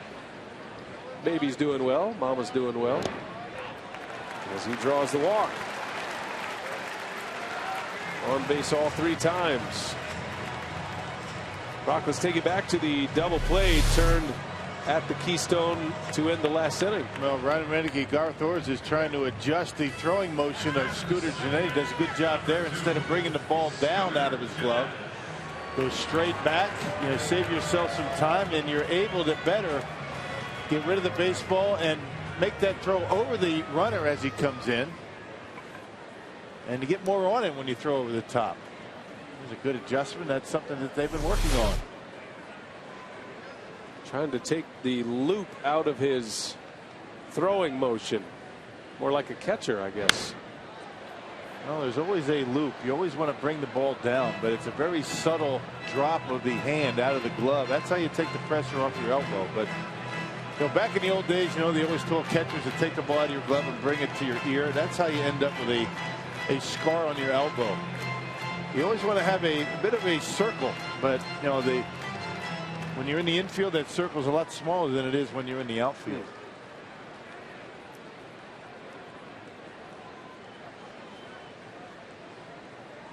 Scooter Gennett, and he fouls it away. This is from earlier today. They were working on these drills today. Instead of bringing the ball down and around this way, right? That's not what you want to do to get rid of it. You bring the ball right back, and then you get the throw off to first base. And that was a perfect version of that turn. Scooter Gennett's going to join us tomorrow, or at some point, for a Brewers Live pregame instructional. He'll walk us through that, at least through his manager's eyes. And the importance of being quick. Anything you can do to be a little bit quicker in that exchange to turn a double play. You know, it's a difference between a double play and getting, you know, knocked into left field and the ball ends up in the seats, because you're talking about, you know, split-second difference, getting rid of it or getting taken out. No easy task with Big Matt Adams churning in on you as well, and he just avoided that slide by Adams. That's the key. I think if you have a faster base runner, that's going to be a more difficult play for Gennett. They might only be able to get one because a faster runner is going to be right on top of Gennett, and because Adams doesn't run that well, had some time to get rid of it. We'll see if he can come up big with the bat. Aoki at first to start it, and a little flare that's going to fall. A base hit. Boy, that was a nice piece of hitting. Gennett just laid the bat on it, and his first hit of the night makes it first and second to start the fifth. It's something he does extremely well. Stay on the baseball. He takes what the pitcher gives him. He'll turn on a fastball in. There's a changeup that time from Shelby Miller. Left it up in the strike zone, but you know, the body can be out in front, but you keep the hands back, you still have enough behind it to be able to get it into the outfield. And a nice approach by Gennett. His homestand's been a struggle for Gennett. Has just 4 hits now. The way he stays back, that stiff front leg, he's got a little bit of a bend. You know, and anytime you see that back leg a little bit straight, that means it's a little bit out in front, but you keep the hands back and you're able to get enough behind your swing to get it into the outfield. It's incredible. It's the Phantom Cam. You see the vibration of the bat. Hitters talk about the bees they get in their hands, the stinging sensation. You don't get that when you get it on the sweet spot. That was amazing. That thing was just... The sweet spot's about 3 inches. Right. That's it. I wouldn't know. Never found it. So Lucroy now with 2 on. Good chance for the Brewers to add to their lead after the Cardinals got a run in the top of this inning. And we're threatening for a whole lot more. A double play ball off the bat of Molina got Hellwig out of the inning.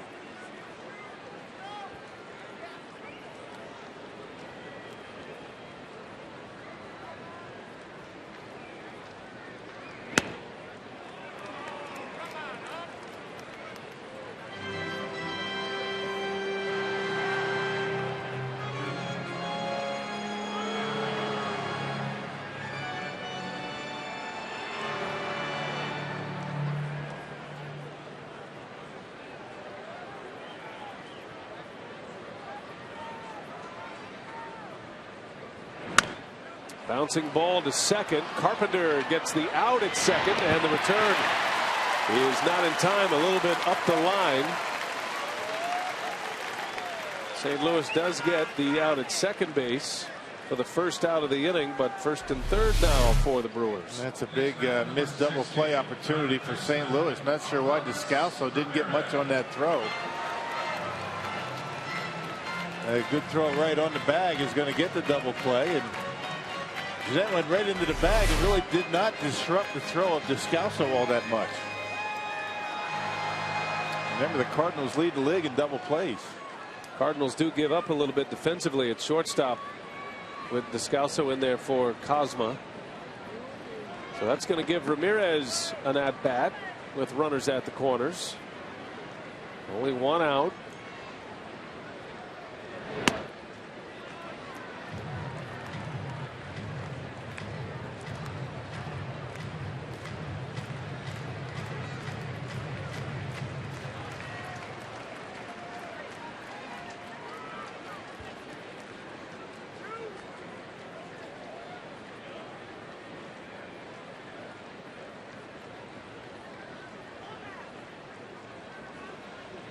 Molina sets up away, and Ramirez in the right. That should be deep enough.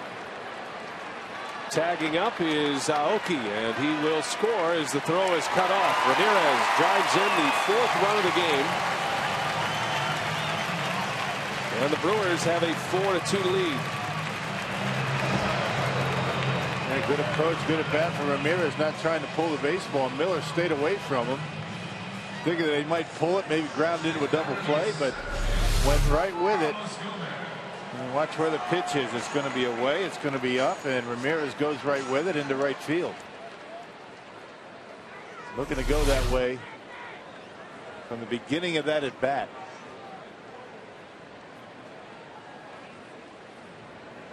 Lucroy at first with 2 outs. Here is Gomez.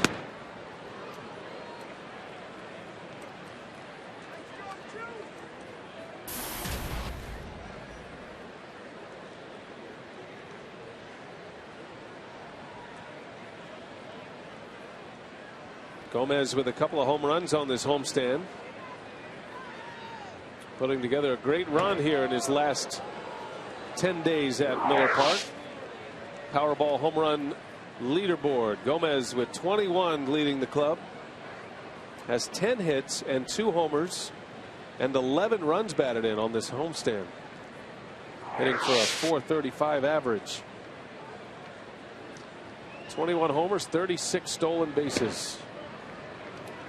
And at this moment, Gomez is the only player in the big leagues with a 20-plus homer season, along with a 35-plus stolen base season. It's been a good year, huh? To say the least.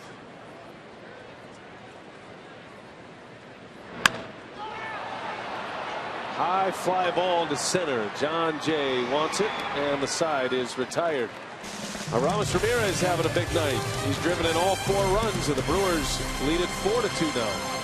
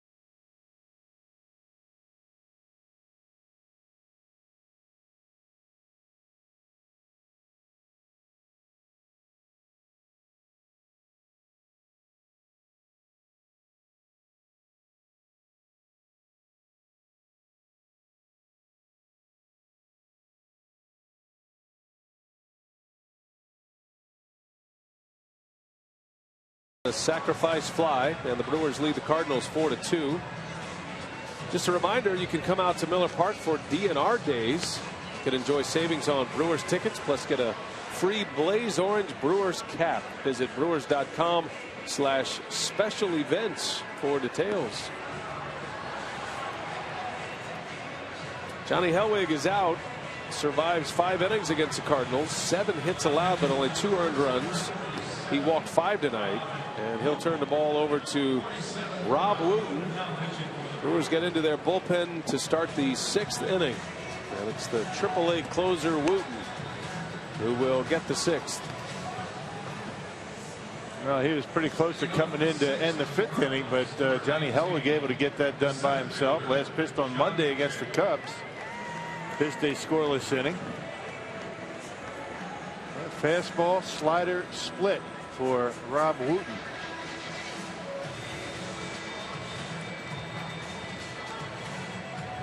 Well, Johnny Hellwig has a chance to win tonight.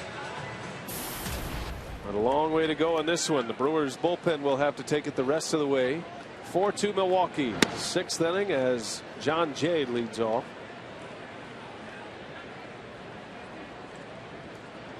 And you go from a pitcher with a big fastball, an electric fastball that struggles to throw strikes, to Rob Wooten, who has an average fastball to go along with a splitter and a breaking ball, but he is a strike thrower, and that's what got him to the big leagues. 20 saves in AAA in just over 40 games at the time of his call-up. He showed a lot of poise in his ability to throw strikes. Doesn't seem to be overwhelmed at all, which is why Ron Renicky has given him some pretty important innings down the stretch here.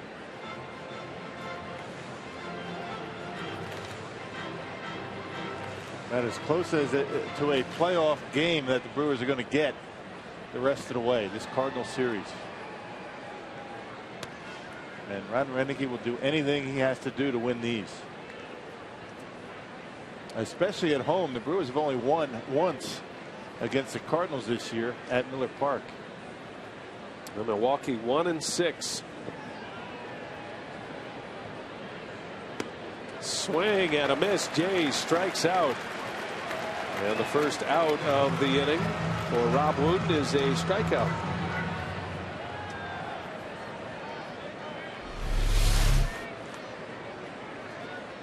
There it is. It looked like the split-fingered fastball, something along those lines, but John Jay not able to make contact on the pitch. It kind of hung up there. Maybe a slider. Sometimes they're so bad they're good, right? Yeah. Sometimes they hang too much.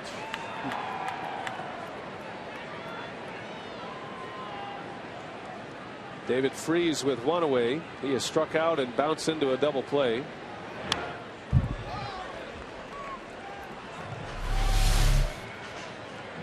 Here you see a look at the grip on Phantom Cam of Rob Wooten. This is the strikeout pitch a moment ago. Yeah, the grip to me, is what confused me, because a lot of times a slider, you're going to hold those 2 fingers together, the middle finger and the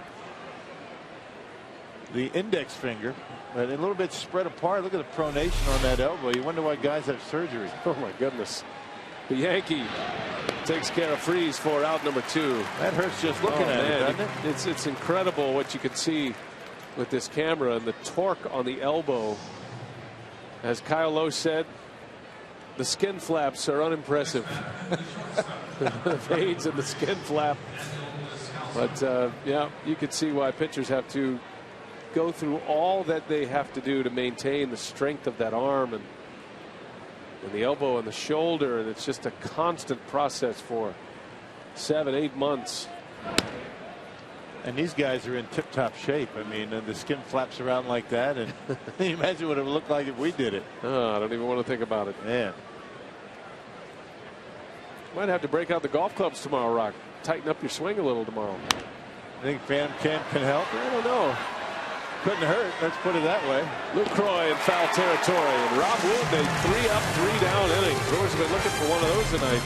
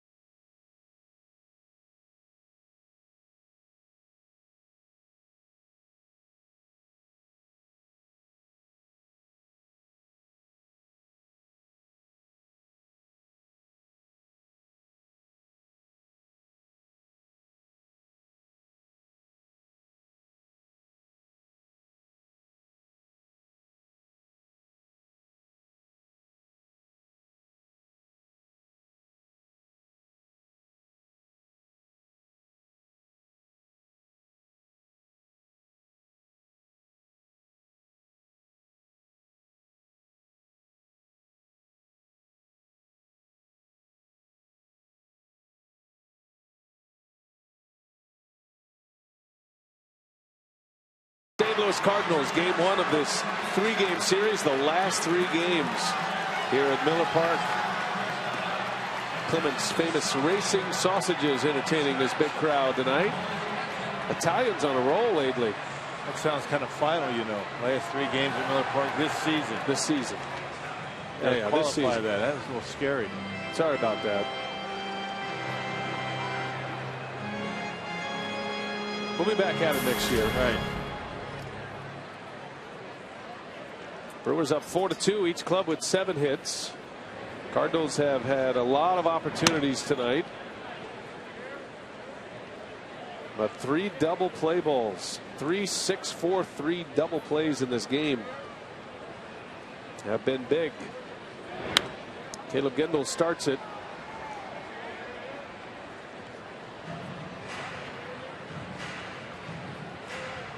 Gendel, his last time up, struck out. Shelby Miller punched him out with what looked like a change of pace.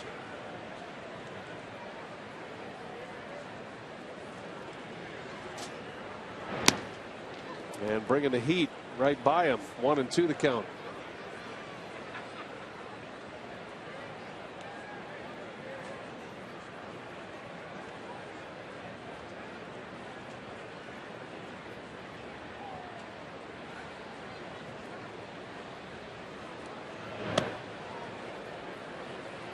Count will leave it at 2-2.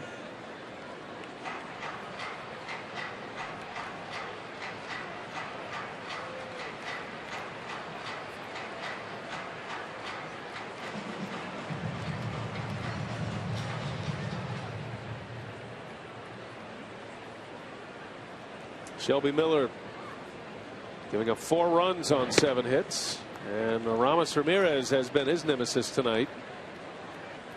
Ramos hit a 3-run home run in the first and then drove another one in with a sac fly last inning. Shelby Miller's had a bunch of runners on base throughout the game. He's only had 1 3-up 3-down inning. As Gendel draws the walk. Keeping an eye on the game in Pittsburgh, the Reds and the Pirates. Check this out, Rock. Cincinnati had a run in. They're down 2 until Mesoraco. This would have ended the game, but Alvarez played it off the glove and 2-run score. Wow. And the Reds have tied it down to their last out in Pittsburgh, and it's now 5-5. And Melanson in consecutive games giving up big runs. He gave up 2 runs in an inning against San Diego, had a blown save and a loss. And now another blown save here tonight. Well, that defense at third base is going to, haunt the Pittsburgh Pirates. Alvarez has had a rough year defensively. It's surprising that Clint Hurdle doesn't take him out for defense. I mean, we've seen him make some rather bad plays over at third this year. Cost him tonight. Well, that has been a topic of discussion with the Pirates. You start getting into this time of the year when every pitch is so important, every game is so important, and if the Pirates do make it to the postseason and they look like they're a pretty good bet, does Clint Hurdle make that change at third base? Does he bring on a guy like Clint Barmas? Well, if he didn't tonight, when is he going to do it, right? Not a lead in the 9th. But a problem for Clint Hurdle and the Pirates.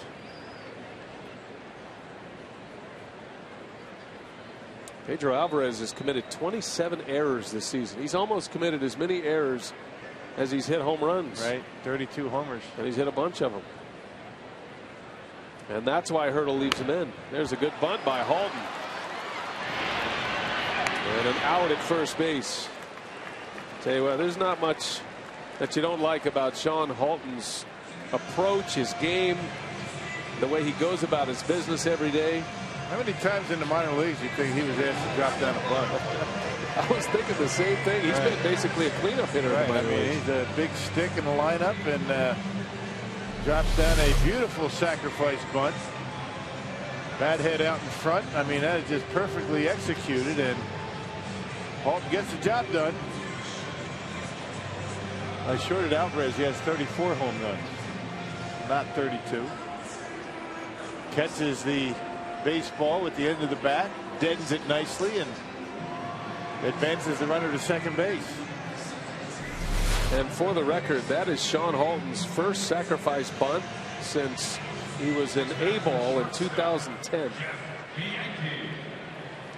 That's pretty impressive. He can even pull it off. Well, it didn't look like it was his first since 2010. Put a runner in scoring position, and here is Jeff Bianchi.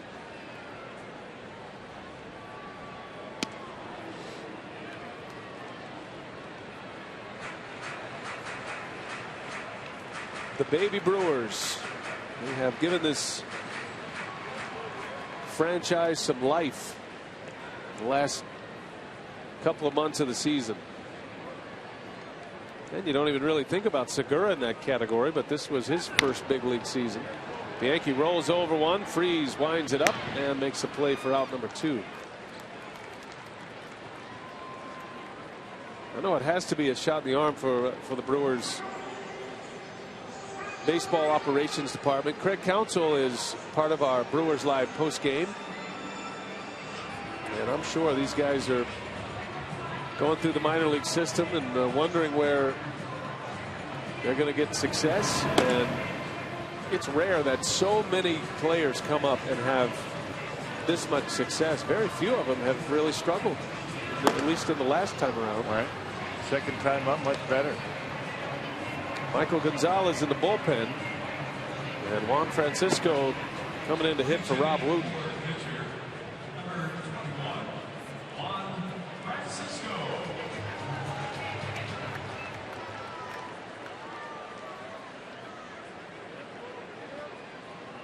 Four to 2, the Brewers lead, looking for more here.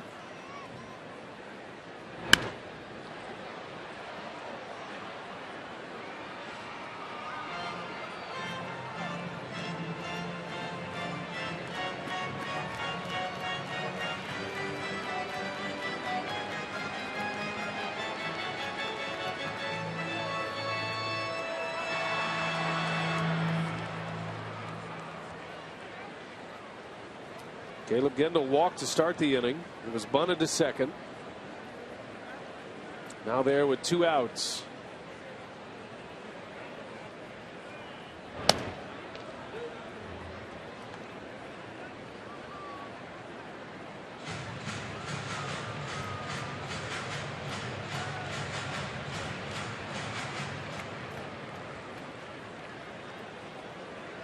It's been a while since Francisco last homered. Got to go back to the 16th of August when he homered against the Reds. Miller's 100th pitch is in there for strike 2. Could be his last hitter.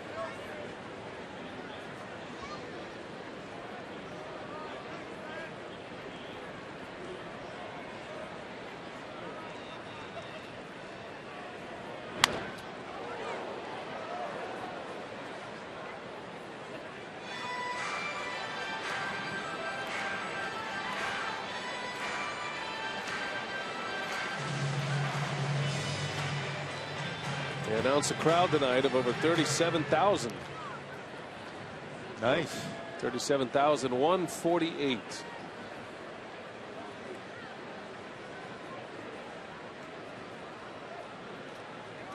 One and two, and Francisco takes it low. How about Molina? Just an easy little backhand pick, no problem. Yeah, nothing to it. Walk in the park.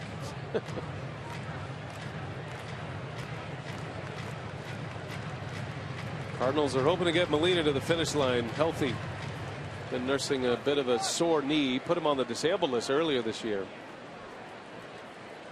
It's a lot of grilling sets, you know, 37,000. I mean, they might need yours. There's kept some fans out there without one. As Francisco strikes out to end the inning. So 4-2 Milwaukee through 6.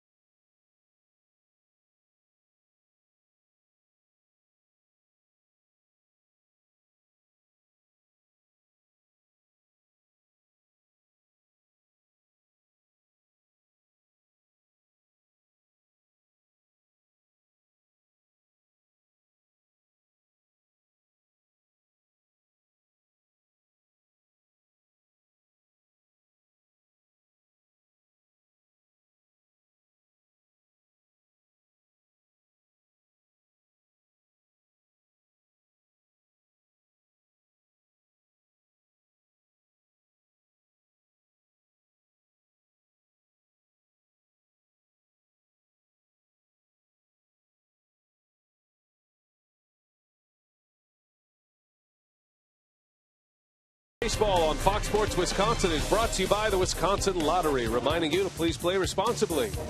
And by Miller Lite, it's not just a good time, it's Miller time. Roof is open on a beautiful Friday night in Milwaukee. 4-2 Brewers as we go to the 7th inning. Rob Wooten, a 3-up, 3-down 6th. He was pinch hit for by Francisco, and now it'll be Michael Gonzalez. And he will have to deal with 9-1-2 coming up. And you got some left-handers coming up. Carlos Beltran, a switch hitter, much better from the left side, so Ron Renneke wants to turn him around. 74th appearance for Gonzalez this year. And pitched in yesterday's ball game against the Cubs. Pitched a perfect 3-up, 3-down inning. And Ron Renneke hoping for the same tonight. Shane Robinson's going to lead off for St. Louis. Cardinals lost a tough one yesterday in 15 innings to the Rockies. And now the Brewers leading 4-2 as we go to the 7th. Each club with 7 hits. The 2 starters tonight, Johnny Hellwig and Shelby Miller. Hellwig in line for the win. He went 5 innings, 2 earned runs. Miller 6 innings, 4 earned runs. Robinson into left center. Gendel got a long way to go, and he's there for out number 1. Well, it's been command of the slider that's been a problem for Michael Gonzalez lately. But he got away with one there. 2-0 pitch. Robinson going after it, and he got the slider and popped it up. Next batter is the second baseman, number 13, Matt Carpenter.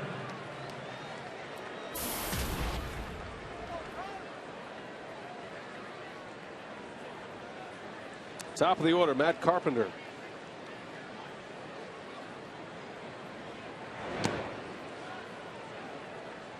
That Pittsburgh-Cincinnati game has gone to the bottom of the 9th. And it is tied at 5. The Reds score 3 in the top of the 9th to tie that game. As it stands right now in the National League Central, the Cardinals have a 1-game lead over Pittsburgh. And then the Reds are 2 back of St. Louis, 1 back of the Pirates.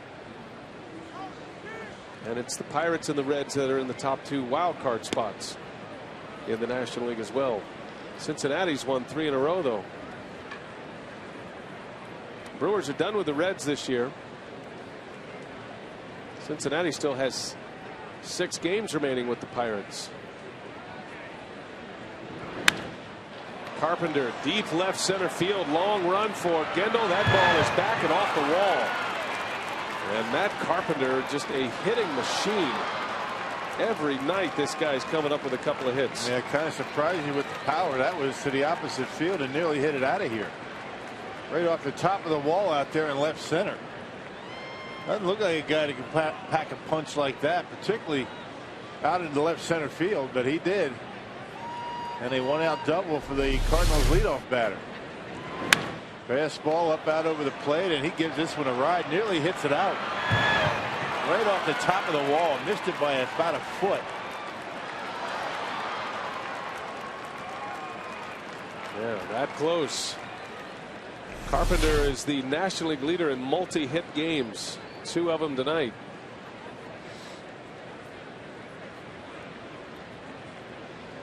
It's a 1-out double. Carlos Beltran now. Little jam shot foul. 200 hit seasons in the National League are fairly rare. Usually see them once a year or so, but not many. Multiple 200 hit seasons typically in the National League, and you think about why, and you have the pitcher who bats. There's a lot more outs in a National League lineup. Batting lineup turns over fewer times than it does in the American League. It's Beltran, hammers that one to left. Back is Gendel, and that one's off the wall. In to score is Carpenter. And the Cardinals with back-to-back doubles on a couple of wall bangers, and they are within a run. And that one nearly got out of here. Almost a couple of back-to-back home runs, but back-to-back doubles gets the Cardinals within one. Looked like a changeup from Gonzalez. A pitch away from Beltran and able to hook it a little bit out in front. And nearly hits it out of here on the line, right at the bottom of the wall, to score another run. And Gonzalez will be taken out. It's been a rough finish for Michael Gonzalez. Brandon Kinsler coming in here in the 7th.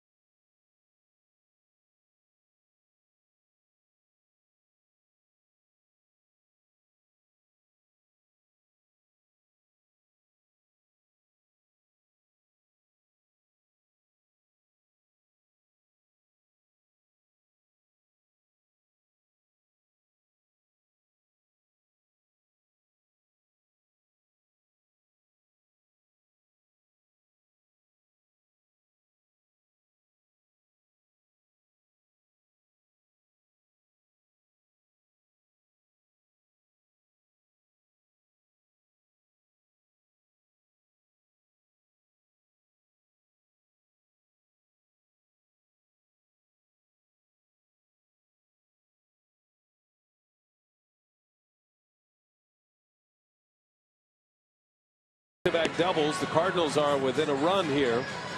A pitching change at Miller Park. Well, a new episode is coming your way of West Coast Customs, and don't miss it on Sunday. Famed car customizer Ryan Friedlinghouse and his crew at West Coast Customs take common vehicles from ordinary to extraordinary. Ron Rilicky going to his setup man.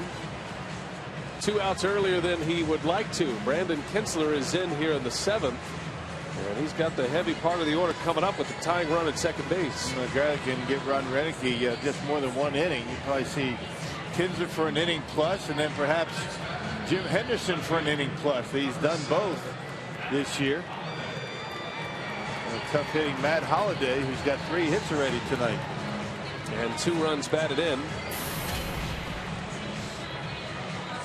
Cardinals with 3 runs on 9 hits.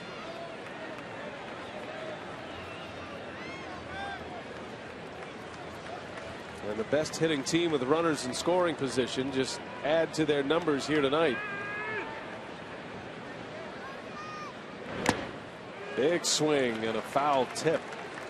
And the Brewers continue to give Matt Holliday that big hole between first and second.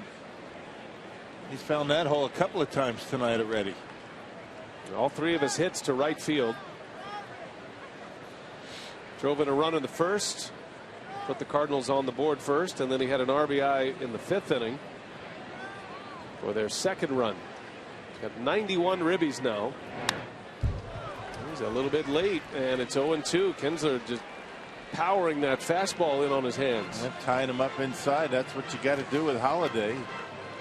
Likes to get those arms extended. Eat him up inside, but you got to make it in. Can't leave it out over the plate.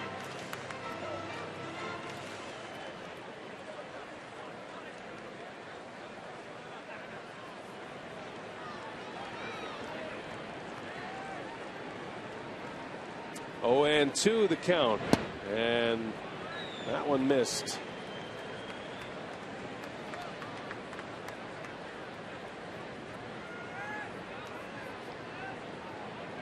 Kinsler's been quite a find this year for the Brewers. Finally back and healthy.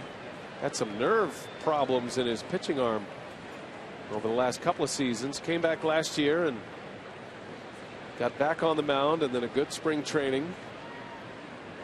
Emerged from a middle inning reliever to a late high leverage reliever, the setup man, and you figure he could certainly close a game if called upon. Brewers haven't needed him to do that, but he's had a good long rest. He hasn't pitched since Tuesday, so he's got to be feeling pretty good. Get through this inning, maybe start the next.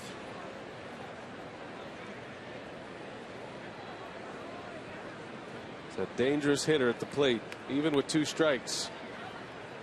Tying run at second. The 2-2 is swung on and missed. He struck him out. Got him with a fastball, well placed, and Holiday is out. Second out of the inning. Usually pretty good on fastballs that are down in the strike zone. Holiday swings right through a fastball just above the knees. That was a 2-2 pitch, and Kinsler finally able to get him. He got him 0-2, then tried to get him to chase. Holiday did not do that. Cardinals do not chase too much. And on the 2-2 pitch, a good play by Lucroy to keep Beltran at second, and punches him out on the 2-2 count. Big out, 2 gone. Here is Adams, and there's strike 1. What has made Kinsler so effective this year and taken him to that next level is his ability to throw the changeup to left-handed hitters. Lefties used to give him trouble. He was a fastball slider pitcher for the most part, but he's developed that changeup and he uses it a lot. He's a great story, Brandon Kinsler. Pitching in the independent leagues, not just pitching, but working in the front office as well in the Northern League. Winnipeg and then St. Paul. Got his way back into affiliated baseball, and even with the injuries has kept pushing. Great story and perseverance.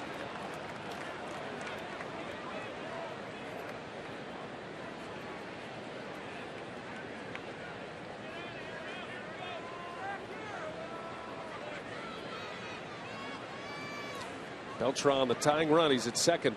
Drove in a run with a double. 2 balls and a strike on Adams. 2-2.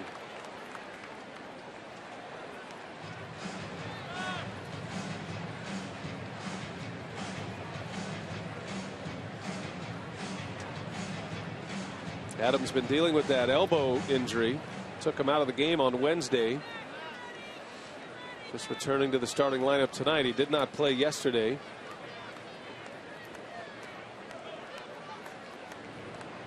Two and two with 2 outs. See what Kinsler has in mind. And a base hit to right. Beltran's going to be sent. Aoki's throw to the plate comes all the way in. It's late and the game is tied. And the Cardinals do it again. It's incredible, this team. Another hit with a runner in scoring position. Sounded like a broken bat. It was. But we're all even at 4. When they make contact, that's the key. These guys don't strike out a lot. Well, if one doesn't get it done, the other's going to. Matt Adams, 2 in a depth chart. That wasn't a bad pitch by Kinsler in on him. Adams able to get enough of it to score Beltran, who's not running all that well these days, and a 2-run 7th ties it up. Both of those runs belong to Michael Gonzalez. 3 hits in the inning. And Molina fouls it away.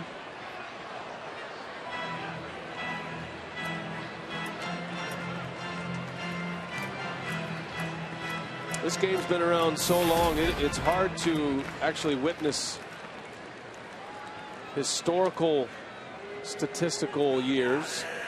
Those are rare, and then it's extremely rare when you see a team do it like the Cardinals have this year. We're talking about runners in scoring position. There's a little flare that falls.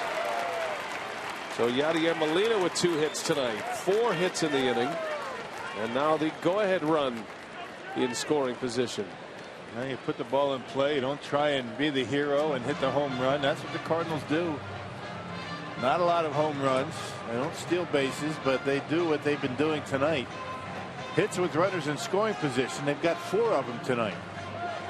2 by Holiday. Beltran has 1. Adams with 1. And the Cardinals over 330 as a team with runners in scoring position. That makes his job a lot easier to have guys like that. Mike Matheny, the manager. The Brewers don't even have a single player with a batting average that high with runners in scoring position. Lucroy's the best. He's hitting .304, and that's about normal. See where Molina makes contact back in here, which makes it a pretty good pitch. But able to fight it off. Good level swing and muscles it into left field. 2 on, 2 out. Kinsler needs an out. John Jay at the plate.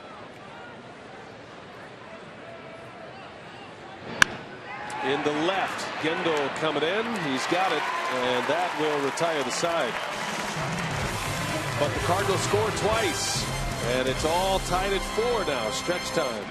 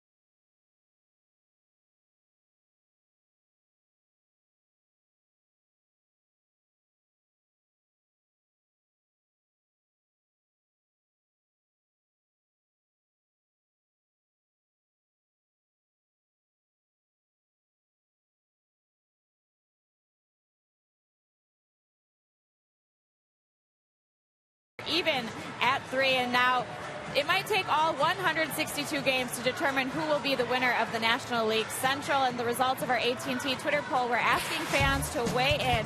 55% said the Pittsburgh Pirates, and it has been a wild one in Pittsburgh tonight. They had to go 2 extra innings in Pittsburgh, a huge series against the Reds, and this was Joey Votto off Kyle Farnsworth. The Reds are still up at the plate in the 10th. That gives them the 6-5 lead. So BA, all eyes in the NL Central here on Milwaukee and in Pittsburgh. A wild one going on. We'll see if the Pittsburgh Pirates can answer. Boy, how about that rally by Cincinnati? They get 3 in the 9th. Votto goes deep in the 10th inning. And meanwhile here at Miller Park, the Cardinals with a pair in the 7th to tie it. Sam Freeman will be on the mound for the Cardinals. Nori Aoki and Scooter Gennett, the 2 lefties at the top of the order. Most likely the opponents for Freeman here. And a brand new ball game. St. Louis has 11 hits tonight. I think the Brewers are probably feeling fortunate to be in this game. 11 hits. Johnny Hellwig walked 5 batters. He also hit a batter. Cardinals have left 8 stranded. So Aoki at the plate, presented by Wendy's. 2 hits and a walk and 2 runs scored.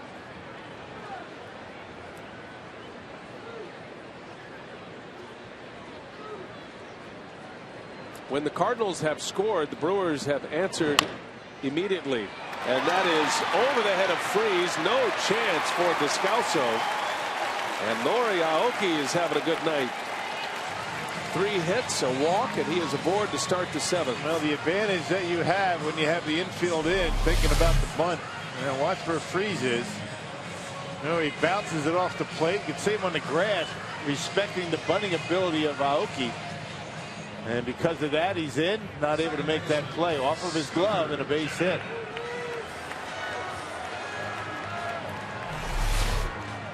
I figure Scooter Gennett to be bunting in this situation has had a tough time against lefties this year. Now the Brewers are already a man short in their middle infield with Segura not available tonight. So Segura is out maybe for the series. And Renicky needing Gennett. There's a bunt, and it's a good one. Barehanded by Freese in time to get Gennett. Sacrifice bunt for Scooter.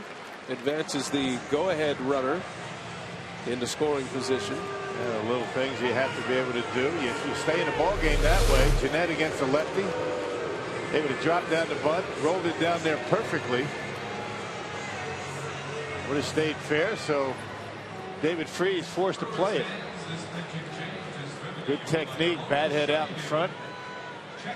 Remember a couple of days ago he struggled trying to drop down a bunt. Ended up getting it done, but this time getting that bat head out in front. So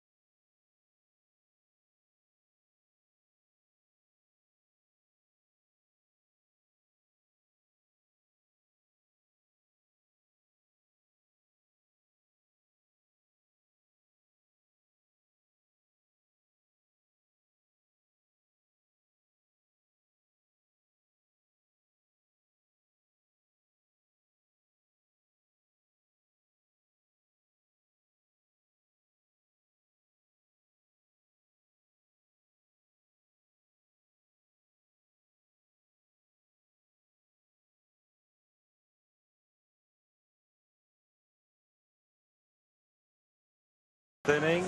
This Sunday, the final home game of the regular season will be a Time Warner Cable Customer Appreciation Game. Bring last month's Time Warner Cable billing statement to the Miller Park box office for a buy one, get one free terrace ticket offer. BA? All right, Telly, thanks. All tied at 4 here. Pitching change for Mike Matheny. Seth Maness comes in with the Brewers threatening in this 7th. He's had a nice year out of that Cardinal bullpen, and he can bring it. And he starts Lucroy with a strike. And he's been very good at stranding inherited base runners this year. 5 wins, one of the top win totals out of the bullpen in the National League.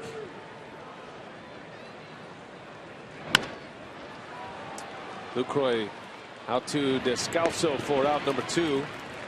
Aoki has to stay put, so 2 gone. And we'll see if Aramis Ramirez can come through again and drive in another. He's got all 4 RBIs so far tonight for Milwaukee. Why not make it another? How about a 2 spot here? Ramirez hit a 3-run homer in the first inning.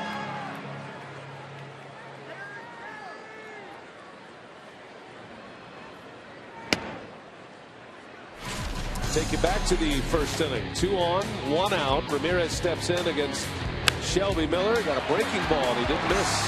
Shining moment of the game brought to you by the Marshfield Clinic.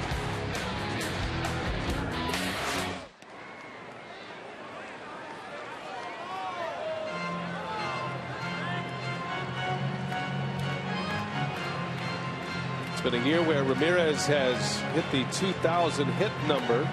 Did that back in June.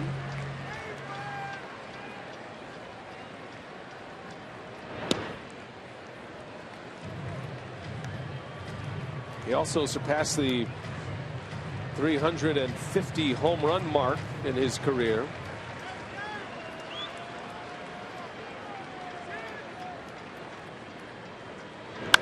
And that one's driven to right, a base hit. And they're going to send Aoki the throw to the plate. And the tag, and he is out. Great throw from Beltran. And the inning ends at home plate. Ramirez drove it to right. And the tag on Aoki for the out. And we are still tied at 4.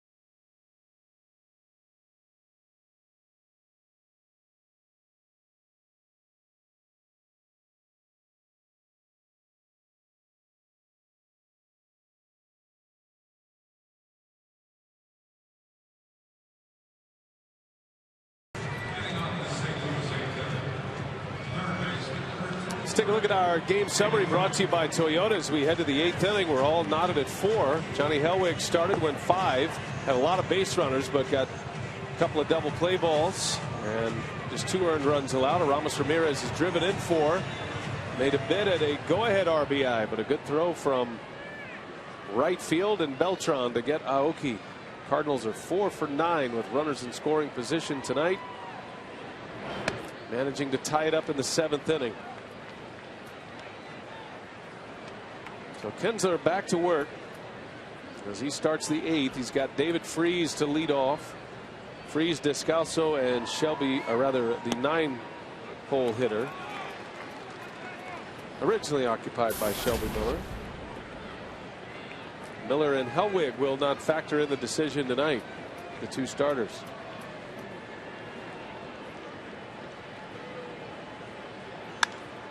And a bad hop right over the glove of Sean Halton. Yeah, good thing he was able to get out of the way. He needed some dental work if that ball got him. Well, normally a pretty good true bounces on this Miller Park infield, but check this one out. Second bounce straight up. Looked like it hit the seam, and Halton able to get out of the way. That would have hurt. And Matheny's going to pinch run for Freese with Pete Kozma. So he'll tighten up his defense, assuming Descalso would go to third base next inning.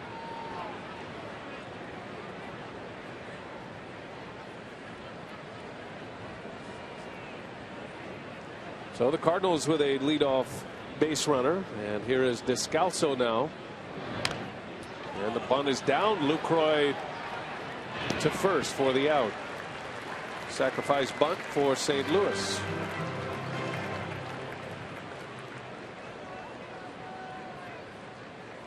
Well, the Cardinals make a big play when they need to. Ramirez to right, and Aoki trying to score, but Beltran with a gun. Yeah, he does. A good throwing arm, and more importantly, right on the money. And Aoki tagged out. He just did get the toe on the plate. Look at the tag by Molina. Gets him on the hip. Heck of a throw. Heck of a play by Molina. Alki had a pretty good jump off his second base, too. Thought for sure he'd be able to score on that, but a heck of a throw by Beltran. Cardinals are going to have Adron Chambers hit. Go ahead run at second base, one away. Chambers, one of the September call-ups. Very fast runner. The Boston Red Sox have clinched tonight. They clinched the American League East from worst to first. Hard to think about the Red Sox being worst to first. They lost 93 games last year. All those guys they traded away last year. Big part of the ball club, pitching, offense. Sure, there'd be a little bit of a thank you note to the Los Angeles Dodgers for taking away some of those contracts. Going to see some big time beards in the playoffs this year. That's right.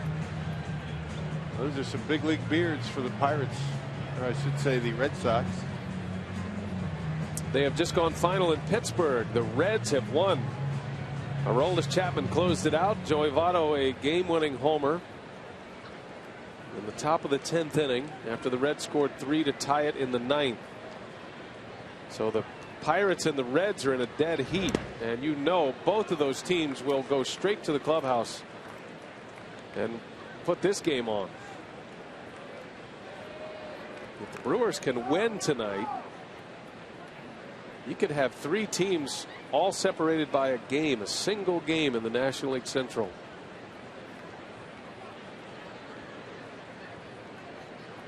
I'm all for a 3-way tie at the end of the season. You bet you. Just keep playing. There are going to be a lot of Brewers fans in Pittsburgh tonight, and Cincinnati.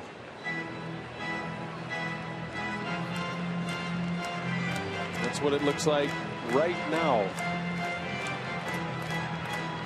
Reds have tied the Pirates after their win tonight. Pirates a tough loss at home tonight. Man, they dropped 3 out of 4 to the Padres to start their homestand, and now losing the opener to the Reds. Cincinnati is starting to put it together. They've won 4 in a row now.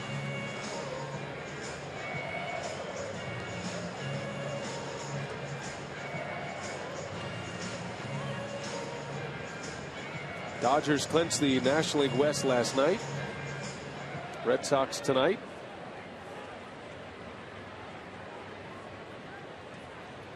Braves are close to wrapping up their division.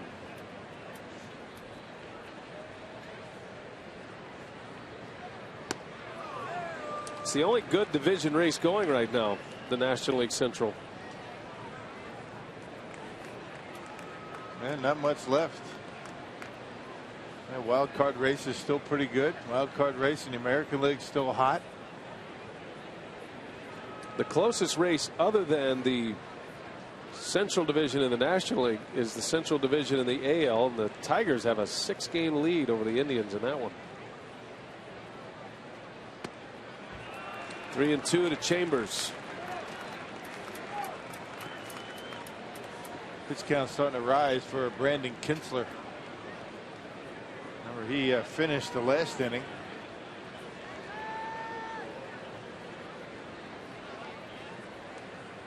.24 pitches for him right now. And as we mentioned, it's been a while since he's been out there. Tuesday, so he's well rested. Full count to Chambers, and that's going to fall, a base hit. They'll hold the runner Cosma. 5th hit for the Cardinals with a man in scoring position tonight. 5 for 9. Puts runners at the corners with 1 out, and the top of the order coming up. Such a nice approach by Chambers. 2 strikes, not trying to do too much with it.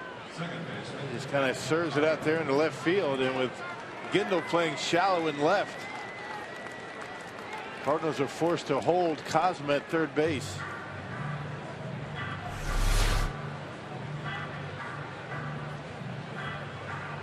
So a double switch coming for Renicky. All tied at 4. We'll set up the changes when we come back. Brewers in trouble here in the 8th. Cardinals have them at the corners.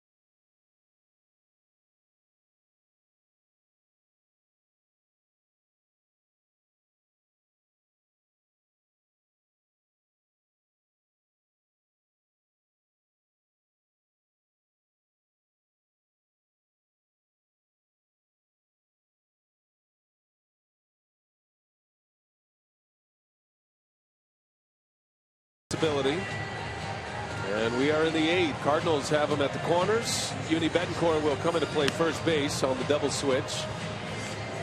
Well, how bad does Ryan Renicky want this game? Bringing his closer in the 8th inning, 1st and 3rd, 1 out. And very rarely do you see this. Well, the options very limited for Ryan Renicky at this point. 58th game for Henderson, 25 out of 29 in saves. Trying to pull the Houdini act here with the top of the Cardinals order coming up, and he needs a double play ball.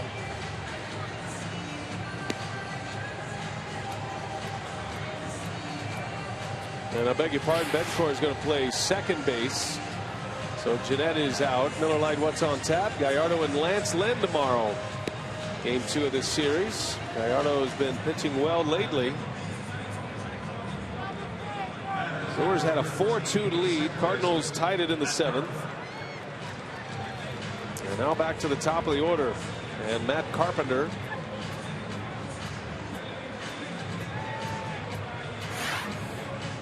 Cosma pinch ran to start this inning after the free single. And there is Adron Chambers, who might be looking to steal a base in a spot like this. And Henderson somewhat slow to home plate. Chambers great speed.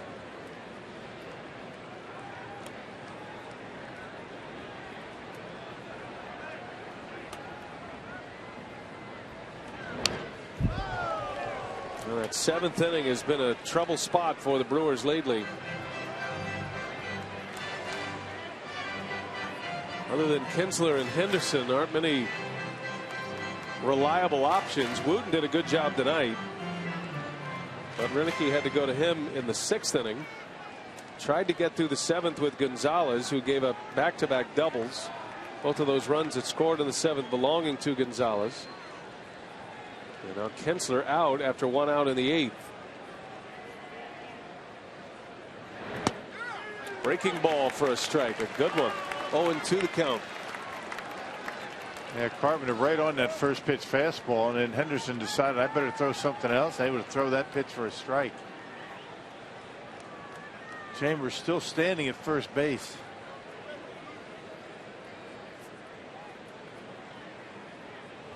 Cardinals don't run a lot. They don't have a whole lot of team speed, but Chambers, a September call-up, is certainly a base stealer, a guy who can run. 0-2 to Carpenter. He stays put. Carpenter strikes out. Henderson brings the heat. 96. Now there's one. Needed a strikeout or a double play. He got the strikeout. And here it is, a 3-pitch strikeout to Matt Carpenter. Fastball right down the middle and just above the knees.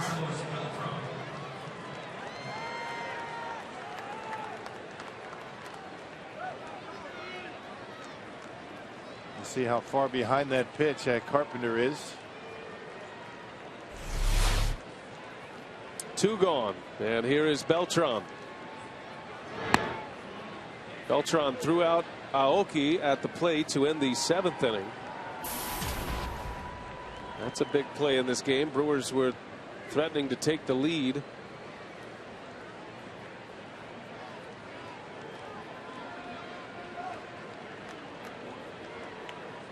Beltran doubled in a run in the 7th. He's 1 for 3 tonight. Also bounced into a double play.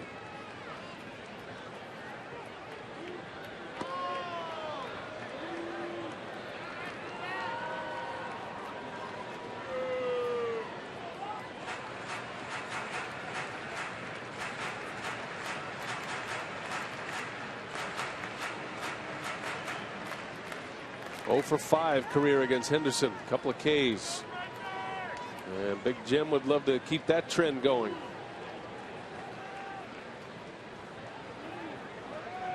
First and third, 2 gone in a tie ball game. And a swing and a miss. That's where you want to pitch Carlos Beltran, a little bit up in the zone. Something on it. Have a tough time to get to it.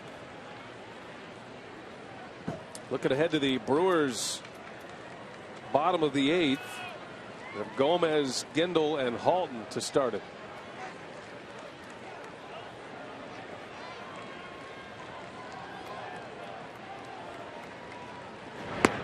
Another swing and a miss. 98 with the fastball that time.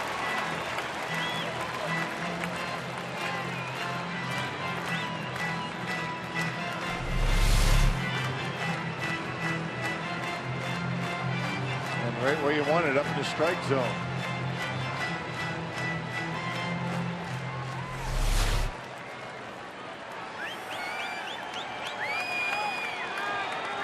Ball and 2 strikes. Henderson trying to get out of the 8th. Runner goes and a swing and a miss. He struck him out.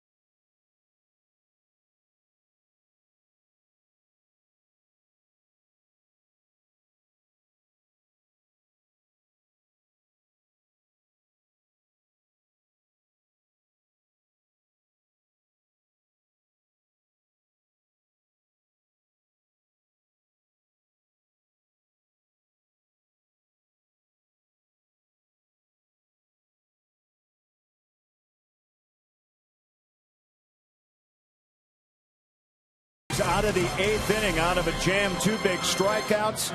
Craig Counsell joining Davey and I for Brewers Live postgame coming up after the ballgame. I'll tell you what, guys, you look at Kinsler and Henderson both coming in, asked to pitch in multi-inning relief, Craig. Well, I really like how Ron Renicky has used those two tonight. I think that was a situation in the 8th inning where you needed a strikeout. He brought in his best relief pitcher to get 2 big strikeouts there. Well, that's right. And, you know, what you look at is that they've got the pitches to get big outs, and that's what it's all about. We've got Brewers Live postgame coming up after the ballgame. We're going to get inside that Brewer clubhouse, plus our instructional as well. We're using the auction winners to our advantage. Saw them earlier in the broadcast. They'll join us on the instructional. Turning the double play. That's what Rock and Davey will be working on. The instructional, plus plenty more here from Ron Renicky and the players on Brewers Live. Brian? All right, Craig, thanks a lot. Sounds like a hamstring problem for someone. Nobody's going to be moving around a whole lot. Might have to get Dan Wright, the athletic trainer. All right, we're just going to be showing them some of the techniques to turn into double play. And if anybody's hamstring is in jeopardy, it's probably mine. Will Craig Counsell be making an appearance on the instructional? Not sure that's part of his arrangement. No, I don't think he's into that.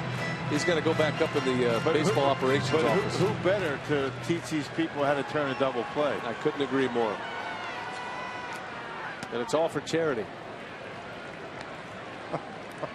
Changes for the Cardinals. You saw that Descalso moves to third. Cosma stays in. Rosenthal, the Cardinals setup man, is in this game in the 8th, and he strikes out Carlos Gomez to start it. Well, we're seeing some big velocity readings tonight. Started with Hellwig and Miller. Now it's Rosenthal. Jim Henderson striking out Beltran. Hit 98 on the gun a couple of times last inning. Carpenter and Beltran with a man at third base, less than 2. This young man's going to be a closer real soon. As Gendel on the first pitch flies out. 2 quick outs for Rosenthal. Had a final at-bat win in Pittsburgh tonight by the Reds, and it's going to be a final at-bat win for someone tonight here in Milwaukee.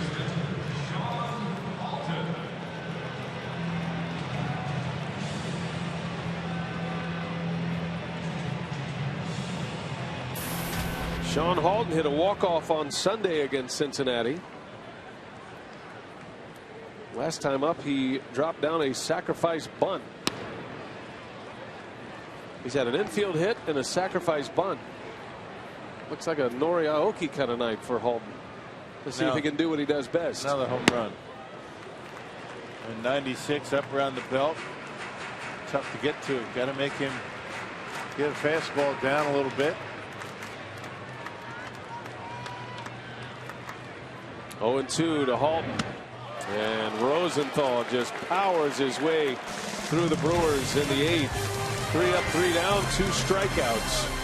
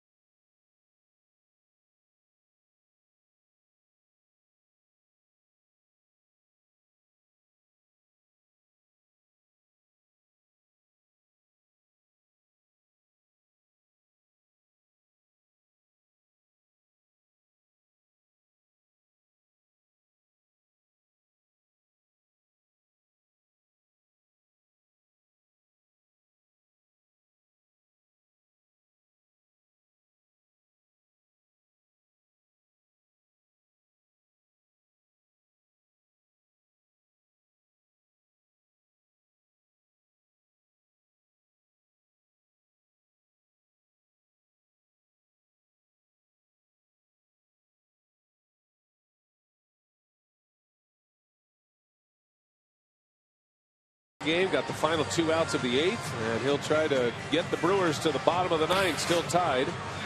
You can go to foxsportswisconsin.com right now and check out a few stories.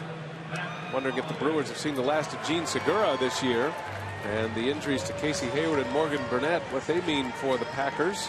And a profile of Bucks forward John Henson, who threw out the first pitch, the ceremonial first pitch tonight, a southpaw. I bet he has a pretty good downward plane, huh? What's he, 7 feet? Yeah, yeah, I think so. He's 7 feet tall, standing on top of a mound. He's like 9 feet 7. That's 10 inches. Oh, the mound. That's a good point. Makes Joe Crawford look pretty small. Look how small the baseball looks in his hand. Yeah, the Bucks are right around the corner. Matt Holliday leads off for the Cardinals. 3 for 4, 2 runs batted in.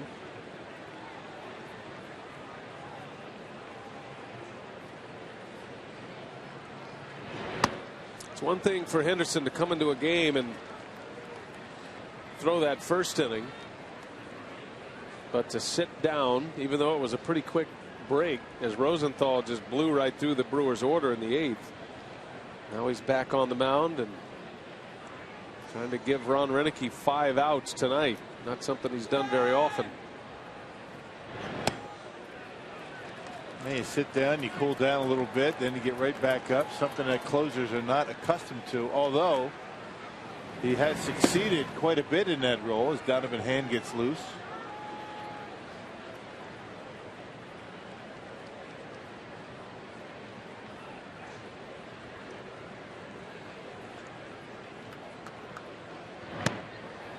And that's ball 4. Leadoff walk. And the go-ahead run is aboard. 2 home games remaining after tonight. Tomorrow is Fan Appreciation Night. Ball game starts at 6:10. We're on the air at 5:30. And Sunday, a night game, a 7:05 start. All fans receive a scratch-off card. Fan Appreciation Weekend here in Milwaukee. 3 great fans right there in the glove. Eric, Brian, and Linda. We know them well.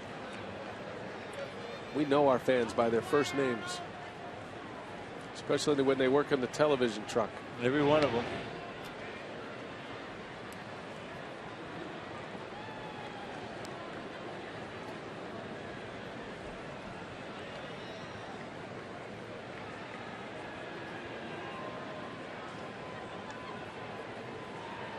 Now Henderson looking for a double play ball. Big Matt Adams at the plate.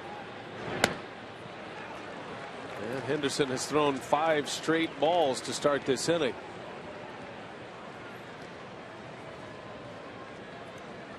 The Brewers have turned 3 double plays in this game. And all while Hellwig was on the mound.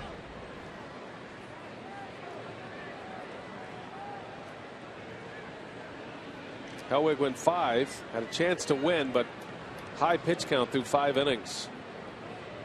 Cardinals tied it in the 7th. 2-0. Just got to find that rhythm again. Sometimes when you're having a difficult time with your release point on the fastball, sometimes you're just better off maybe just flipping a slider up there. A lot of times that'll help you finish your delivery. You don't expect it on a 2-0 count if you just walk the first batter. Will he be swinging away 2-0, Adams? He is, and he fouls it back. He took a big cut. After 6 consecutive balls, Henderson finally in the strike zone, and Adams was ready for him.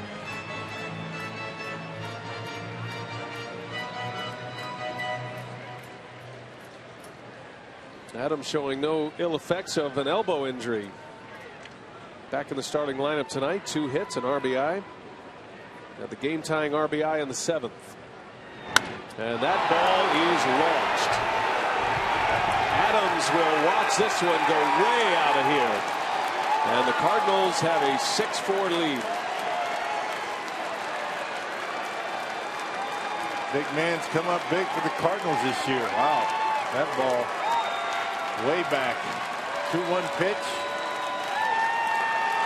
Cardinals take a 2-run lead in the ninth. Matt Adams has 2 career at-bats against Jim Henderson. 2 hits, both homers. And that was a no-doubter, and that's going to be the last hitter that Henderson faces.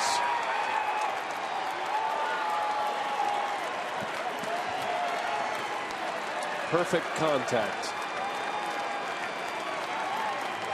So the Cardinals have come back, and they now lead 6-4, and a pitching change for Renicky. We'll take a break.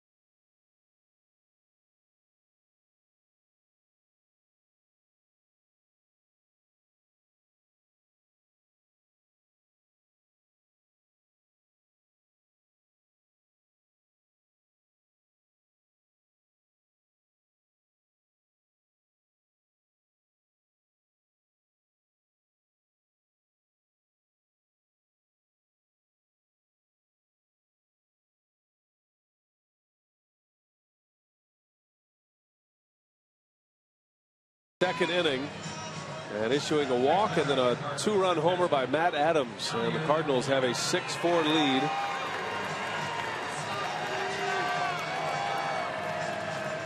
Cardinals lose Alan Craig. Matt Adams steps right in and gives him equal production. An upper 90s fastball that he hit about 3/4 of the way up in the second deck out there in right. Wow. Donovan hand on for the 28th time. Looking for his first win of the year. Be nice tonight.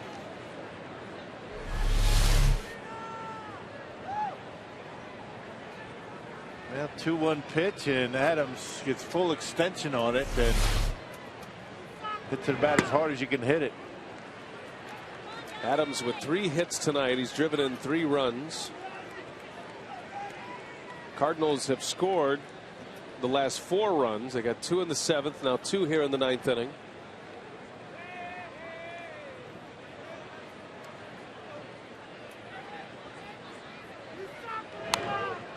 Brewers in the bottom of the 9th will have Bianchi, Betancourt, and then Aoki.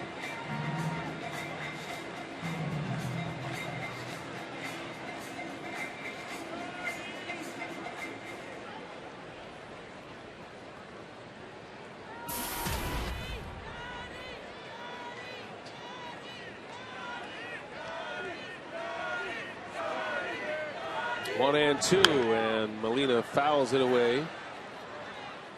Got some finals coming in from the big leagues.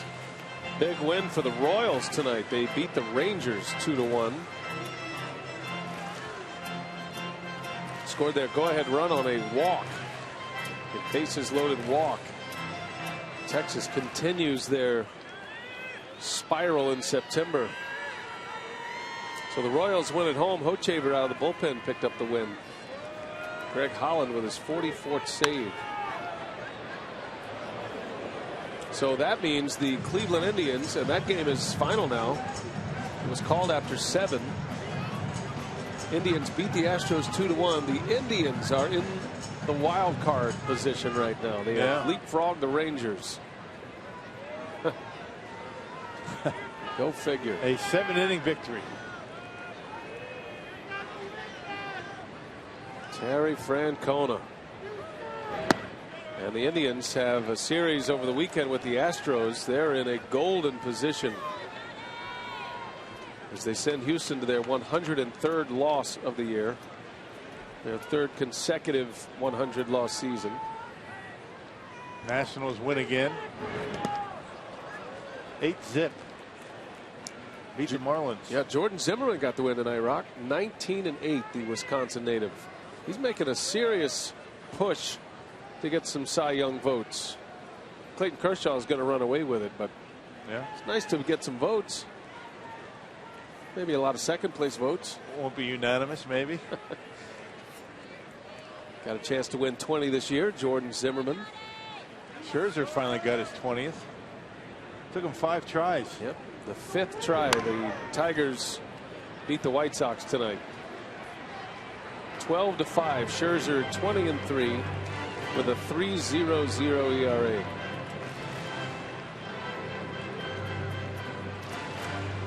Looks like a potential Cy Young Award winner in the American League, Scherzer.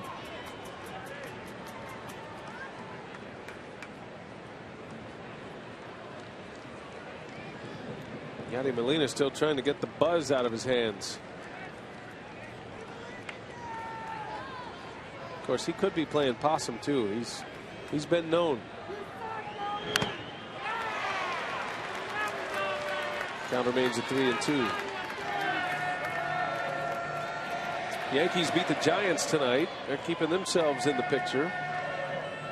And we told you that Boston beat the Blue Jays and clinched a division title.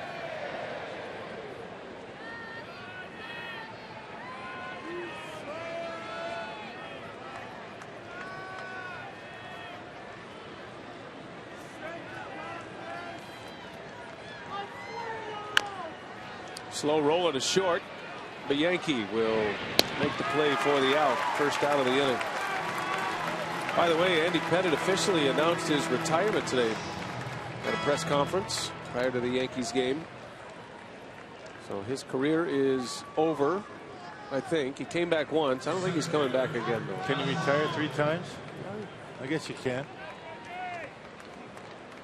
Reminds me of a quarterback around here that had a few of those, didn't he? I lost count after a while. I think it, yeah, he a couple times.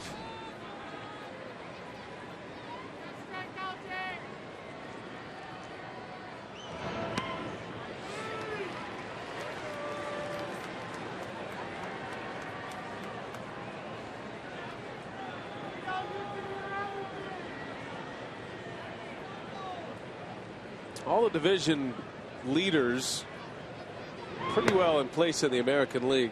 Boston's already clinched. You got the Tigers, the A's. Who do you like in that wild card, though? Oh, well. Rays, Rangers, Indians, Orioles. Orioles and the Rays are still tied at 4. Little tapper over to Ramirez. And there's out number 2. Kansas City's 3 back. Coming into today's action. It's going to be tough with so many teams, right? Right.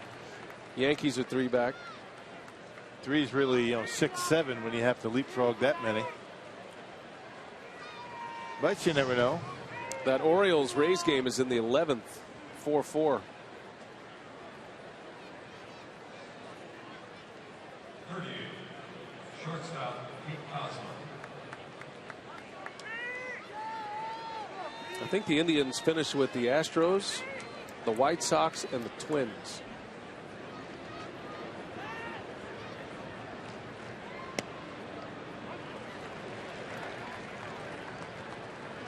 But you never know what can happen. An opponent with nothing to lose. How many times have we talked about that? I mean, sometimes they're the most difficult to beat,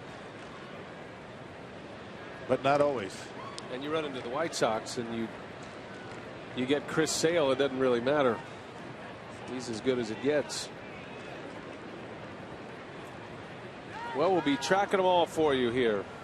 Brewers are hoping to disrupt the Cardinals' run in this pennant race. They certainly did against the Pirates and the Reds. Brewers took 2 out of 3 from Pittsburgh on the road. And they have taken 2 out of 3 from the Reds in the last 2 series they've played against them.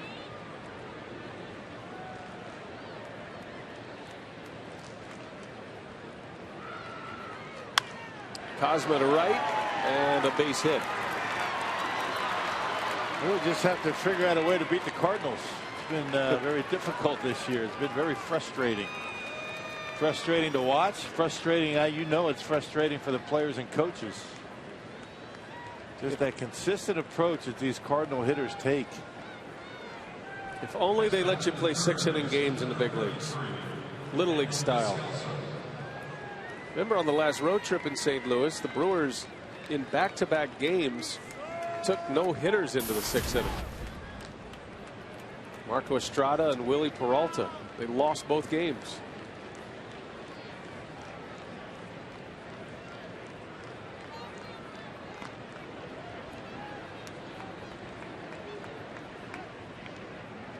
Now the troubles all began for the Brewers tonight when Hellwig can only get through 5 innings. Very high pitch count, ton of base runners behind him.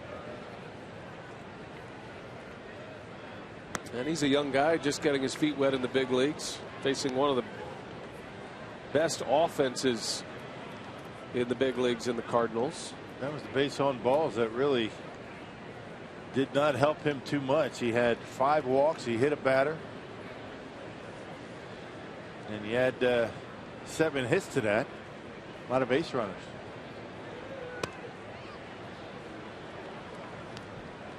Three double plays behind Hellwig.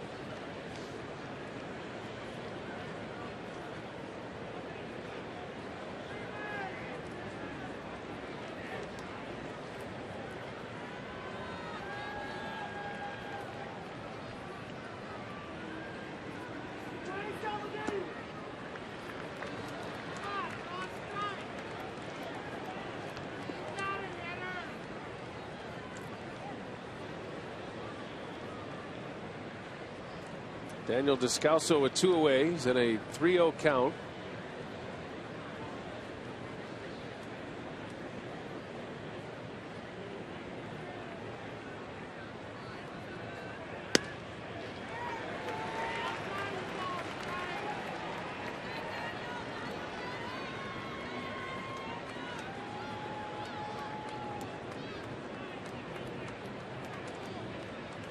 St. Louis has their closer Mujica in the bullpen.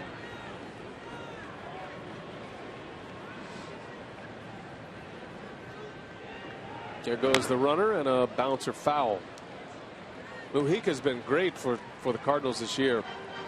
But when you watch Trevor Rosenthal work, there's no doubt he is going to eventually end up as the closer. Just wonder when that will be. Probably the softest thrower down in that bullpen. Mujica, their closer. Yeah, low 90s, splitter. Everybody else mid 90s. Left-handers, right-handers. But he gets the job done.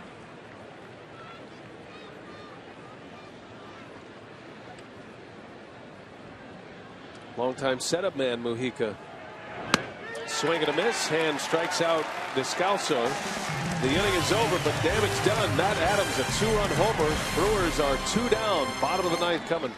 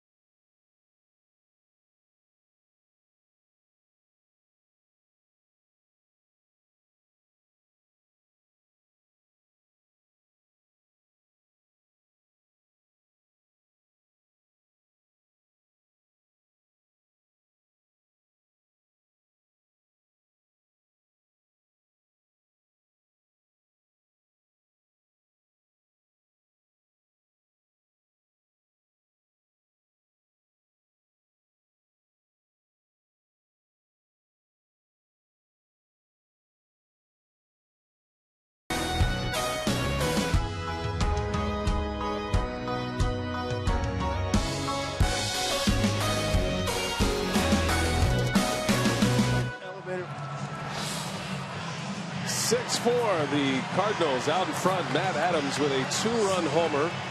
Cardinals scoring 4 unanswered. They got 2 in the 7th to tie it.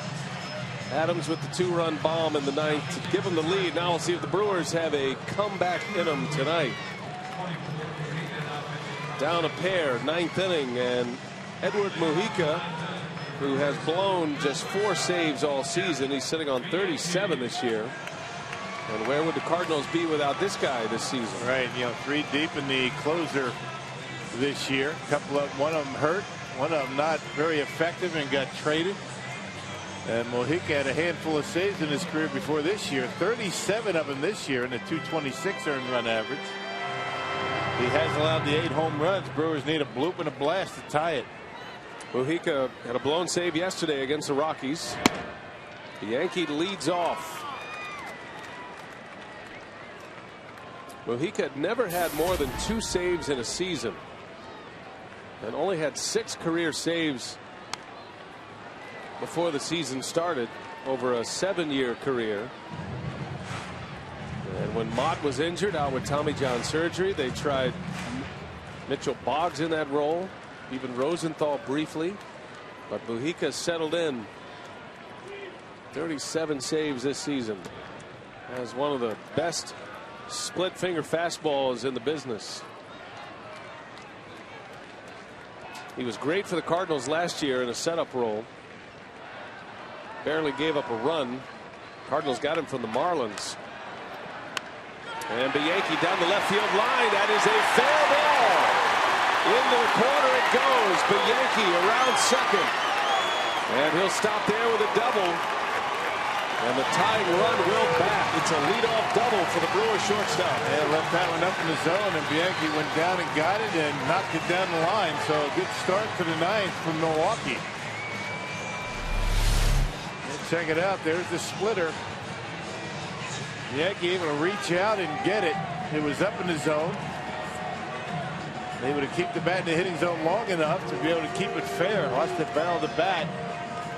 Nice easy swing by Bianchi, and the Brewers now have the tying run at the plate. And it'll be Uni Betancourt who is batting for the first time. He came in on the double switch last inning.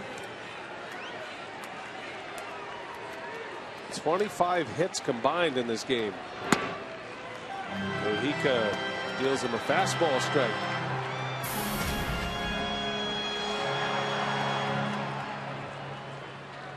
At the top of the order coming up next. Aoki is on deck, and then the pitcher spot is up after that. Brewers have some options. Might see Chris Davis in a spot like that.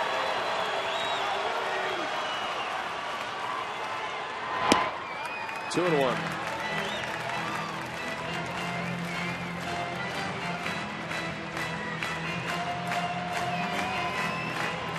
Figure Betancourt and a fastball count right here. Look for something middle in and try and knock it out of here.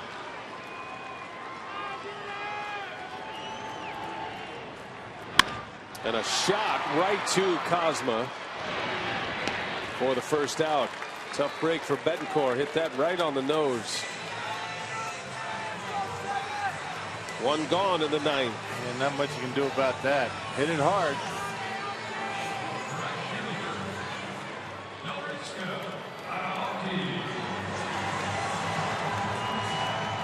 This might be one of those spots, and he doesn't do it that often, but Aoki to grit his teeth and try to hit one out. He's had a couple of those in his Brewers career against St. Louis. 3 for 3 tonight. And Mujica starts him on the corner for a strike. Giant hole between first and second. Well, it kind of gives you the sense they're going to pitch him away, right? We've got Adams on the line.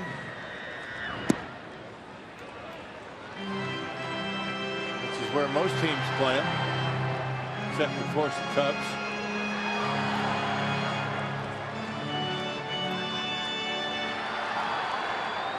Much to the chagrin of Jeff Samardzija. 1-1. And that's a little bit low.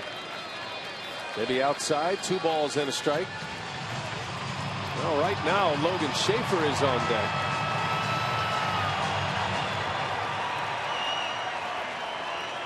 Tying run at the plate. Brewers down 6-4 in the 9th. 2-2. Split fingered fastball on a 2-1 count. Yesterday, Mujica in the 9th inning, trying to protect a 1-run lead, gave up a run. It was a home run. 2 hits, a run. It was earned. A blown save, his 4th. Aoki shoots one to left field, a base hit. How about that piece of hitting by Nori Aoki, his 4th hit of the ball game, and the Brewers have the tying run on. The go-ahead run will come to the plate. And good speed over there at first base. And 1 out. Second 4-hit game for Nori this year. When you talk about just serving 1 out in the left field, that's a beauty. Able to get it out of the reach of Cosma, who is shaded up the middle. Now the Brewers with the winning run at home. And it's going to be Logan Schaefer. Runners at the corners. Matheny is on his way out. How about this? Mujica gave up a home run to Todd Helton yesterday to tie the game. And we were just talking about Trevor Rosenthal, and his moment might be fast approaching here. Just a strategy discussion with Mike Matheny. I mean, you don't give up on your closer in the last week of the season as John Axford gets loose. Boy, wouldn't that be something? Only adding to the stew. Well, Matheny, just a chat. You don't see the manager go out that often and not make a pitching change, but something was on his mind. He's had his say. You don't really see managers come out to talk to closers anyway, unless they're going to take them out. Right. So here we go. Logan Schaefer. Brewers have runners at the corners.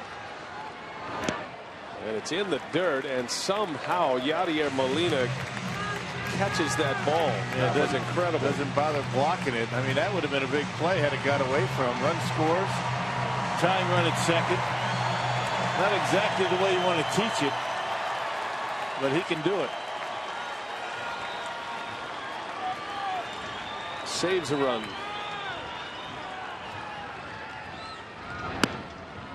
Strike 1. I thought maybe Ron Rennicky might set up Chris Davis, the big power hitter, to maybe get that home run. Take a shot at it. Not yet. Schaefer's a tough guy to double up. He runs well. Off the plate, 2-1 the count. He's got a good eye at the plate too. 2-1 count to every hitter in this inning. That's why he's up there. He's got a home run, 2 for 3. There's always a reason. That's a small sample size, but it counts. 2 hits, 2 homers. 2-1, and Schaefer takes ball 3. Boy, if Schaefer reaches, Matheny is going to have a big decision to make. And he hasn't had to make too many of these all season. Mujica has been lights out. Schaefer's got himself in a hitter's count. 3-1. Schaefer takes a strike. Well, do you send Nori here? Well, you gotta be careful to strike him out, throw him out. I figure this is a split-fingered fastball situation. You got Molina behind home plate.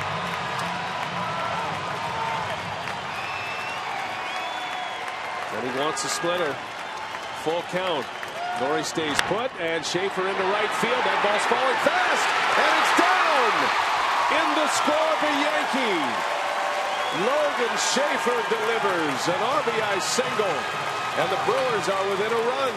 How about that at bat? Just like Oki, just trying to put the bat on the baseball, and able to dump it into right field. And the last 2 hits have not been hit all that hard, but they've been able to put the bat on the ball. He one-hands it and dumps it into right. Now the tying run at second base with 1 out. And Mojica stays. And Jonathan Lucroy will step in. Big hit for Schaefer. He represents the winning run. Great speed on the bags as Lucroy takes a ball.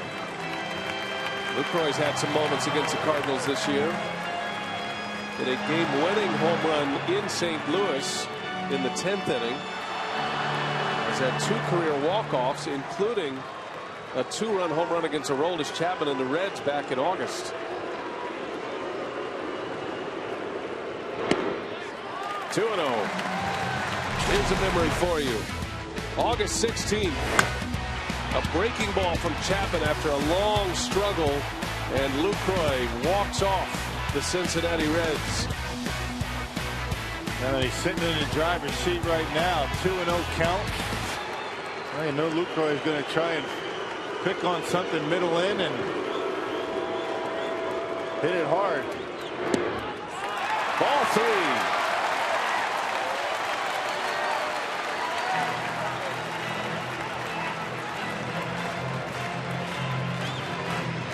Been a homestand of walk-offs.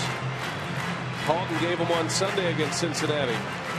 Logan Schaefer had a squeeze bunt for a walk-off a couple of days ago against the Cubs. Does Lucroy have one in him? Does he have the green light? 3-0. Takes all the way. Ball 4. Bases loaded.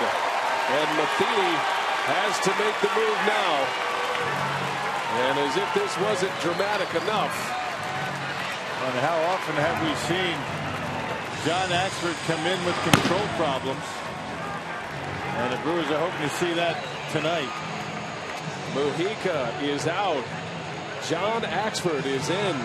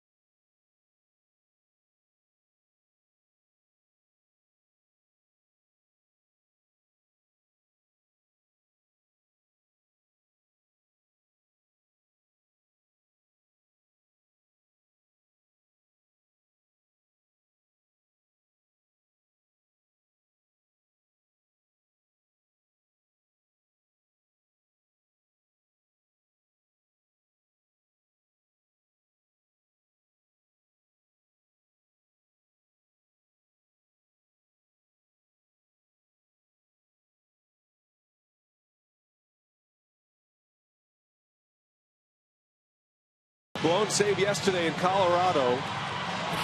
And he is out of this game. And John Axford is in. The Brewers traded him to the Cardinals just a few weeks ago. And Mike Matheny is going to give him the ball in his Miller Park return. The first time he has been on the mound here in an opponent's uniform. Now, talk about some drama, huh? Axford coming in with the bases loaded, 1 out. And don't need to tell Brewers fans of his control issues from time to time, as Mike Matheny has to be concerned at this point about his closer. And you see the earned run average for Axford, 419. You know, the walks and the strikeouts.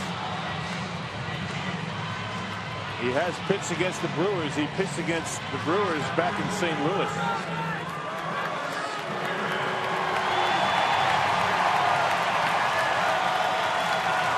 He's worked 7 2/3 against, or as a St. Louis Cardinal. He's allowed only 8 base hits and 9 strikeouts. And it'll be Aramis Ramirez, Axford's 11th game as a Cardinal. Bases loaded. Tying run at third, the winning run at second. Great speed at third and second with Aoki and Schaefer. One man out, Aramis Ramirez, and it's high and tight. And Rob, you pointed it out, and that's the reason why the Brewers felt like they needed to make the move, was because Axford's command was such a factor. He was not able to go into that closer's role because of the command. And even when he was taken out of this role, the closer's role, he did not perform very well with when he came in with men on base. That one's in there, a strike. John Axford does not have a save this season.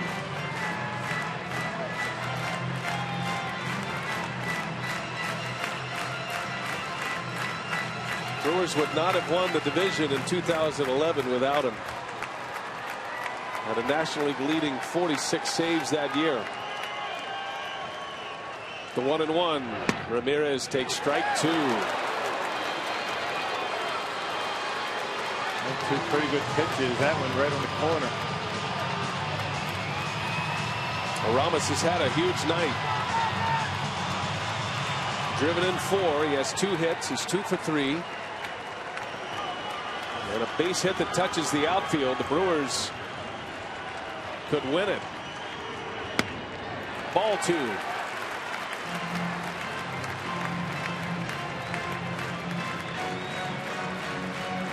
Mejica gives up 3 hits and a walk. RBI single by Schaefer.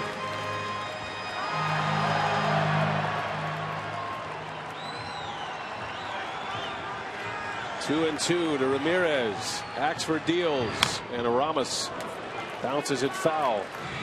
That was right down the middle. Yep, there's been off fastballs to Aramis Ramirez in this at bat. Very inconsistent with the breaking pitches. Going after with the hard stuff. So strange to see John Axford in a Cardinals uniform at Miller Park.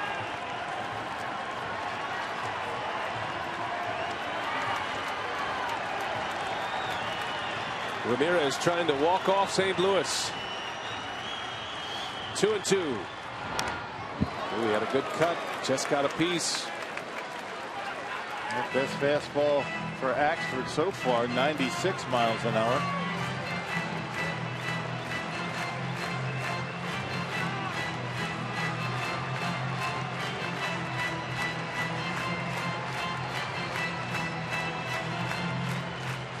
Axford did pitch yesterday, pitched the 7th inning, a scoreless inning against the Rockies.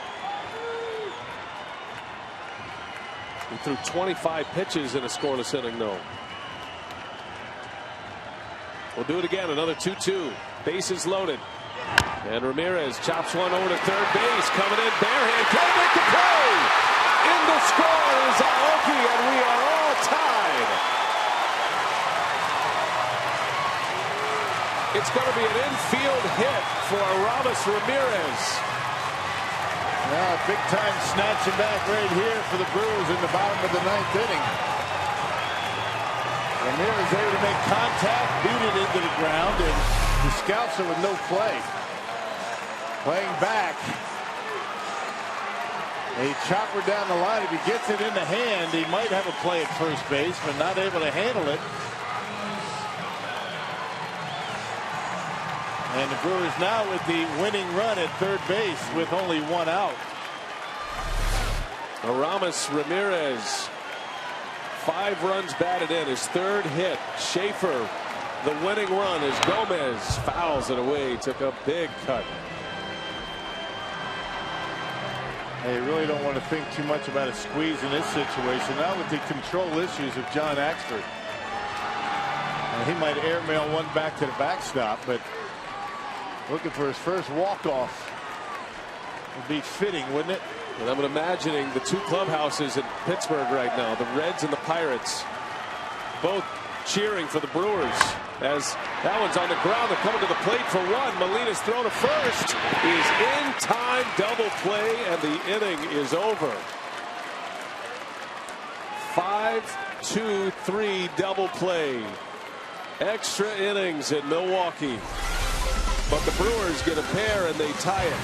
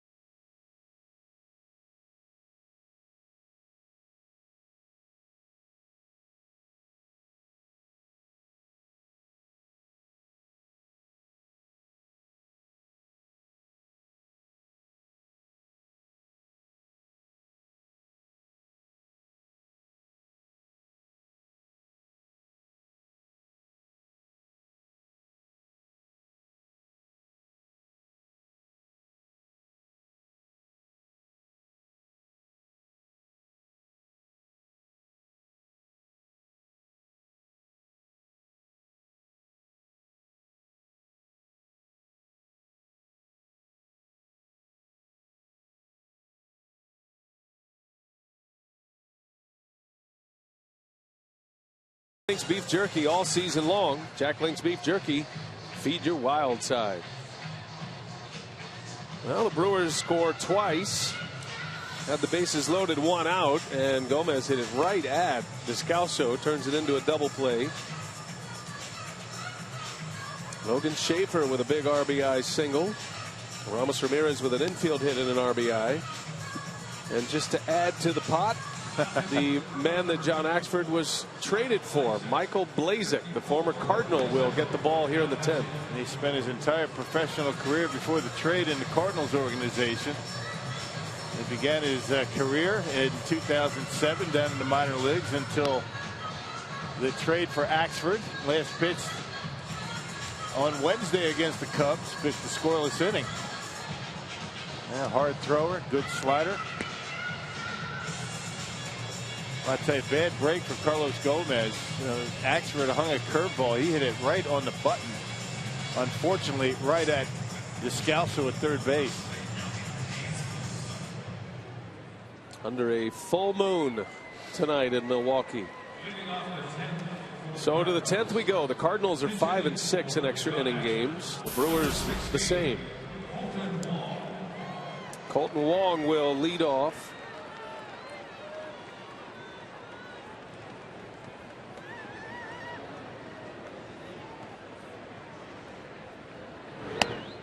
And strike one. Blazek has a good arm, as you can see, and that's one of the reasons the Brewers wanted to take a chance on him. He was technically the player to be named later, although he was named pretty quickly. And it's 0-2. Axford gives up an infield hit that ties the game, but is able to get out of the inning with the game tied. And that double play ball. Brewers scoring a ball that's not hit all that well, but Axford got out of the inning with a ball that was hit right on the nose. That's just the way this game goes. Not much you can do about it. Christian Martinez, hard throwing right-hander, getting ready for the Cardinals. He'll have the 10th inning. About the only way you're going to double up Carlos Gomez.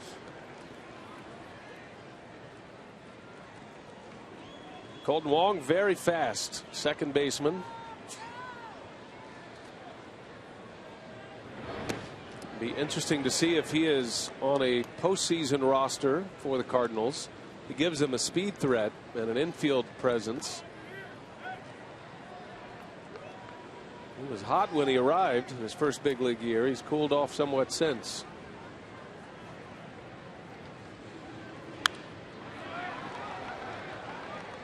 Wong was playing so well that it was actually David Freese who was losing playing time.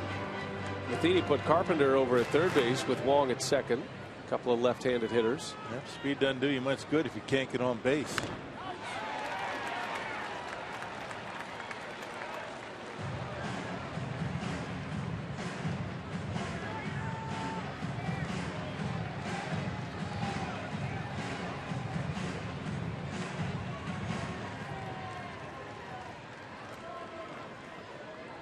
Michael Blazek at a 2-2 count, and that one misses up and away. 3-2 now.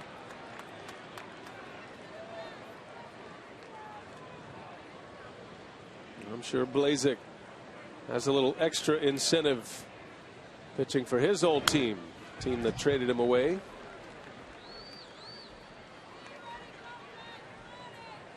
As if you need extra incentive being in the big leagues, right? I would imagine Colton Wong and Blazek very familiar with each other. Coming up through the Cardinals system. Pouring in the fastballs. Wong can't quite get around on it. Blazek was all set to go play shortstop at Nevada Reno out of high school. But then the Cardinals, even though he was drafted in the 35th round, they made it worth his while, and he signed as a pitcher. He said he still thinks of himself as a position player, even though he's been a pitcher exclusively since '07. But he feels like he brings a position player mentality to the mound. And he lost him. Leadoff walk, which is never good.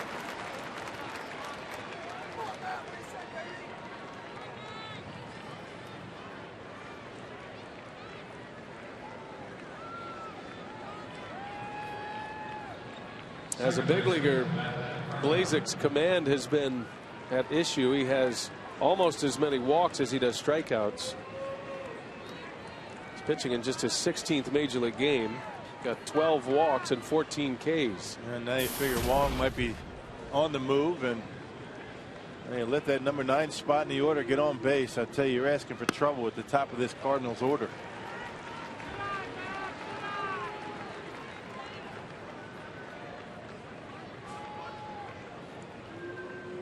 Cardinals have had to work pretty hard last couple of nights. 15 innings yesterday in a loss to the Rockies. Back into extra innings tonight.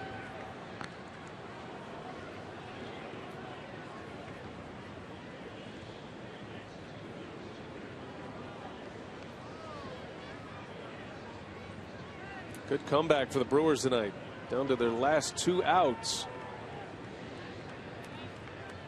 when they played it 2 to tie it up.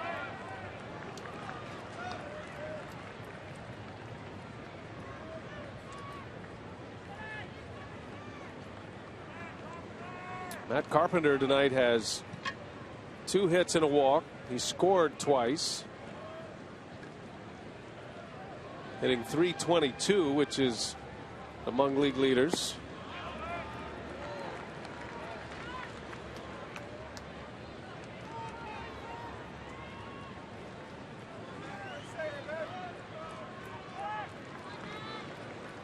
Carpenter is currently 4th in the National League in batting. 3-1.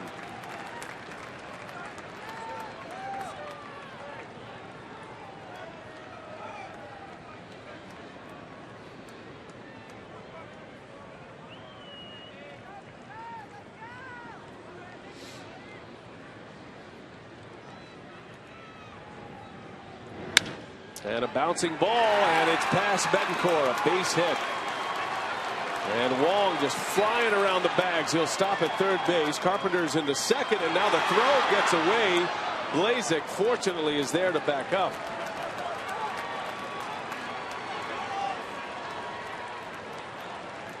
Well, finds himself behind an account. Hitter standing up there looking for a fastball. Gets it, and they hit that ball hard. Betancourt, a little bit of a late break.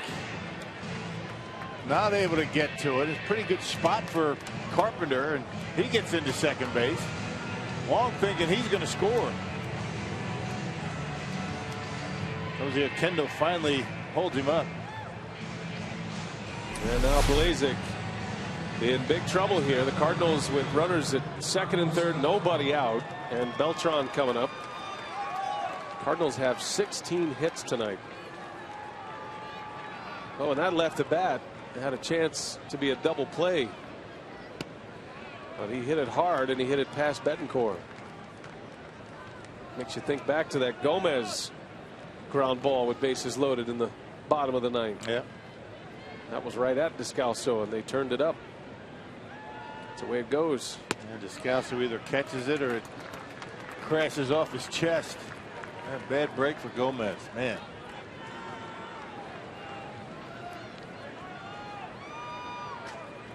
Blazek needs a strikeout. Infield in for the Brewers.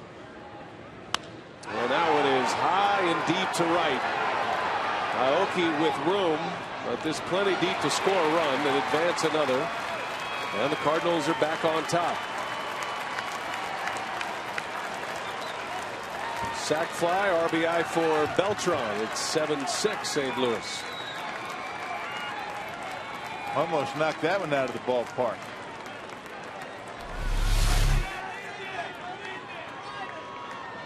You see the contact with Beltran down and through, and nearly hits it out. Got under it a little bit, but the Cardinals now with a 1-run lead. Carpenter gets into third base.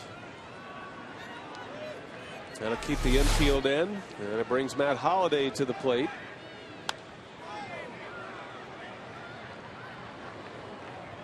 They went extra innings in Pittsburgh tonight. The Reds win 6-5. They're in extra innings in St. Pete tonight with the Orioles and the Rays tied at 4.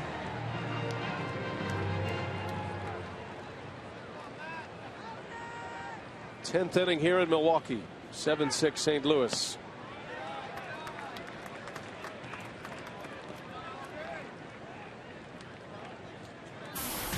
A Cardinal win will put them back to 2 games up over both the Pirates and the Reds.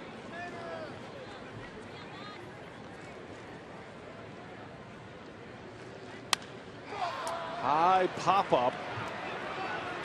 Betancourt is back. He wants it. No tag at third. And there is out number 2, and that's a big out for Blazek. Yes, sir. Now you got to get Matt Adams. Who's been one of the tougher outs tonight for this Brewer club. Holiday, Adams doing most of the damage tonight.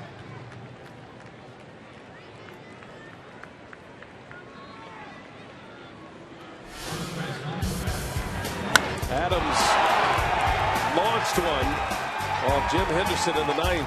2-run homer that broke a 4-4 tie.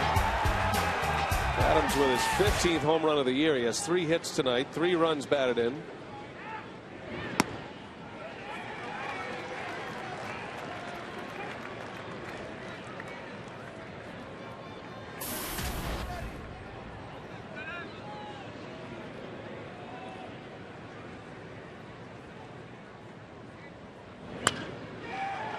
And it's quickly 0-2.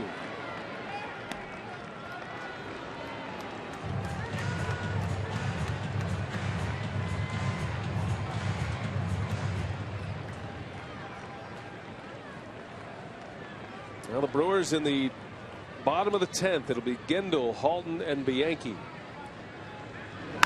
Adams. High pop up. Ramirez back. And the inning is over. St. Louis takes the lead. Do the Brewers have another comeback in them? They're down a run.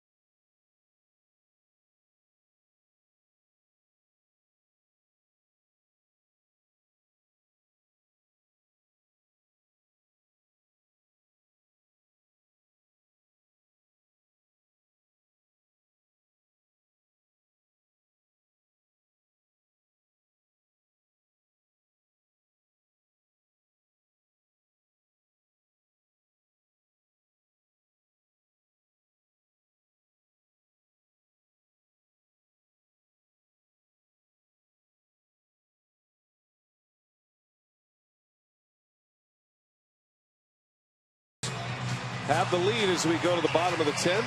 See if the Brewers bats can turn it into a victory for him tonight. Carlos Martinez, I beg your pardon, looking for his first career save.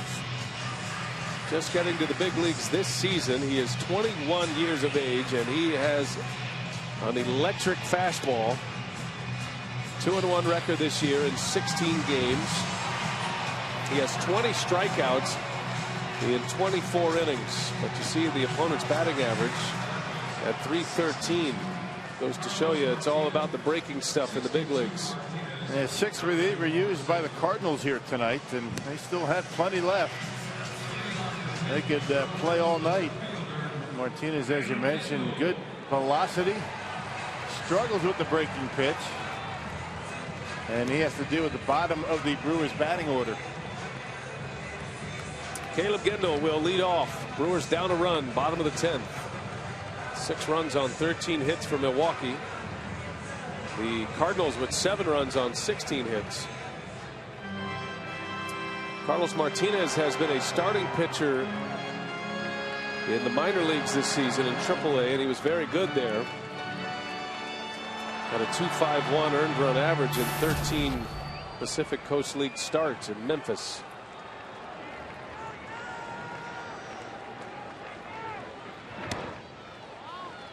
Carlos Martinez has never had a save in his professional career,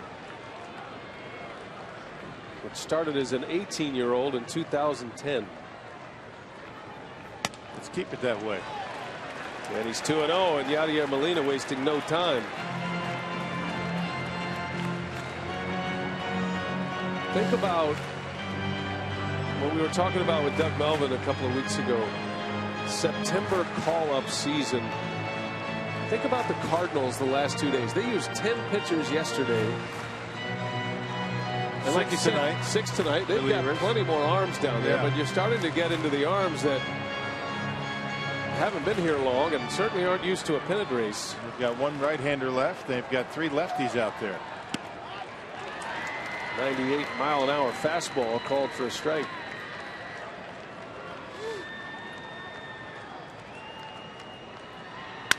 Gendel off the end of the bat, right to Cosma for the out. So a Yadier Molina pep talk turns into the first out of the 10th.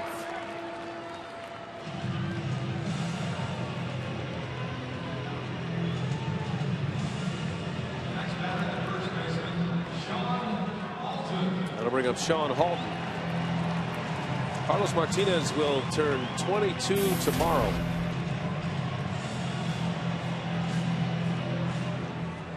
That's about an hour from now. Good point.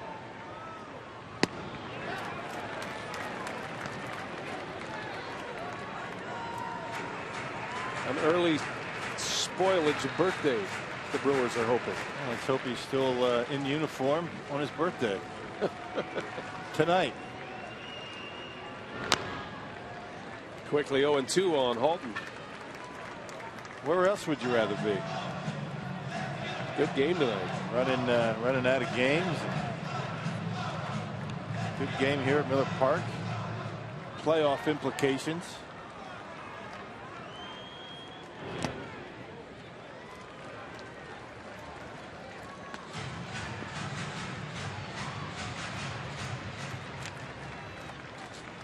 Martinez deals a 1-2 and a swing and a miss. Big question for the Cardinals moving forward is Edward Mujica is still the closer. I'm sure Matheny will have to deal with that over the next couple of days. You'll blow him out after 2 blown saves. That'd be hasty, wouldn't it? It's that time of year. Not a good time to be breaking in a new closer. That's true.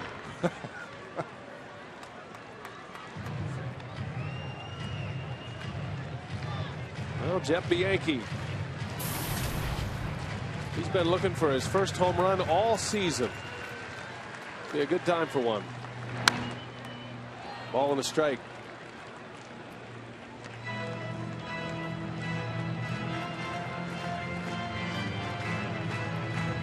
Brewers were so close to finishing this game off last inning. Bases loaded, 1 out. Gomez hit it hard, but right at third. Turned into a double play to end the inning. And now Milwaukee down to their last strike.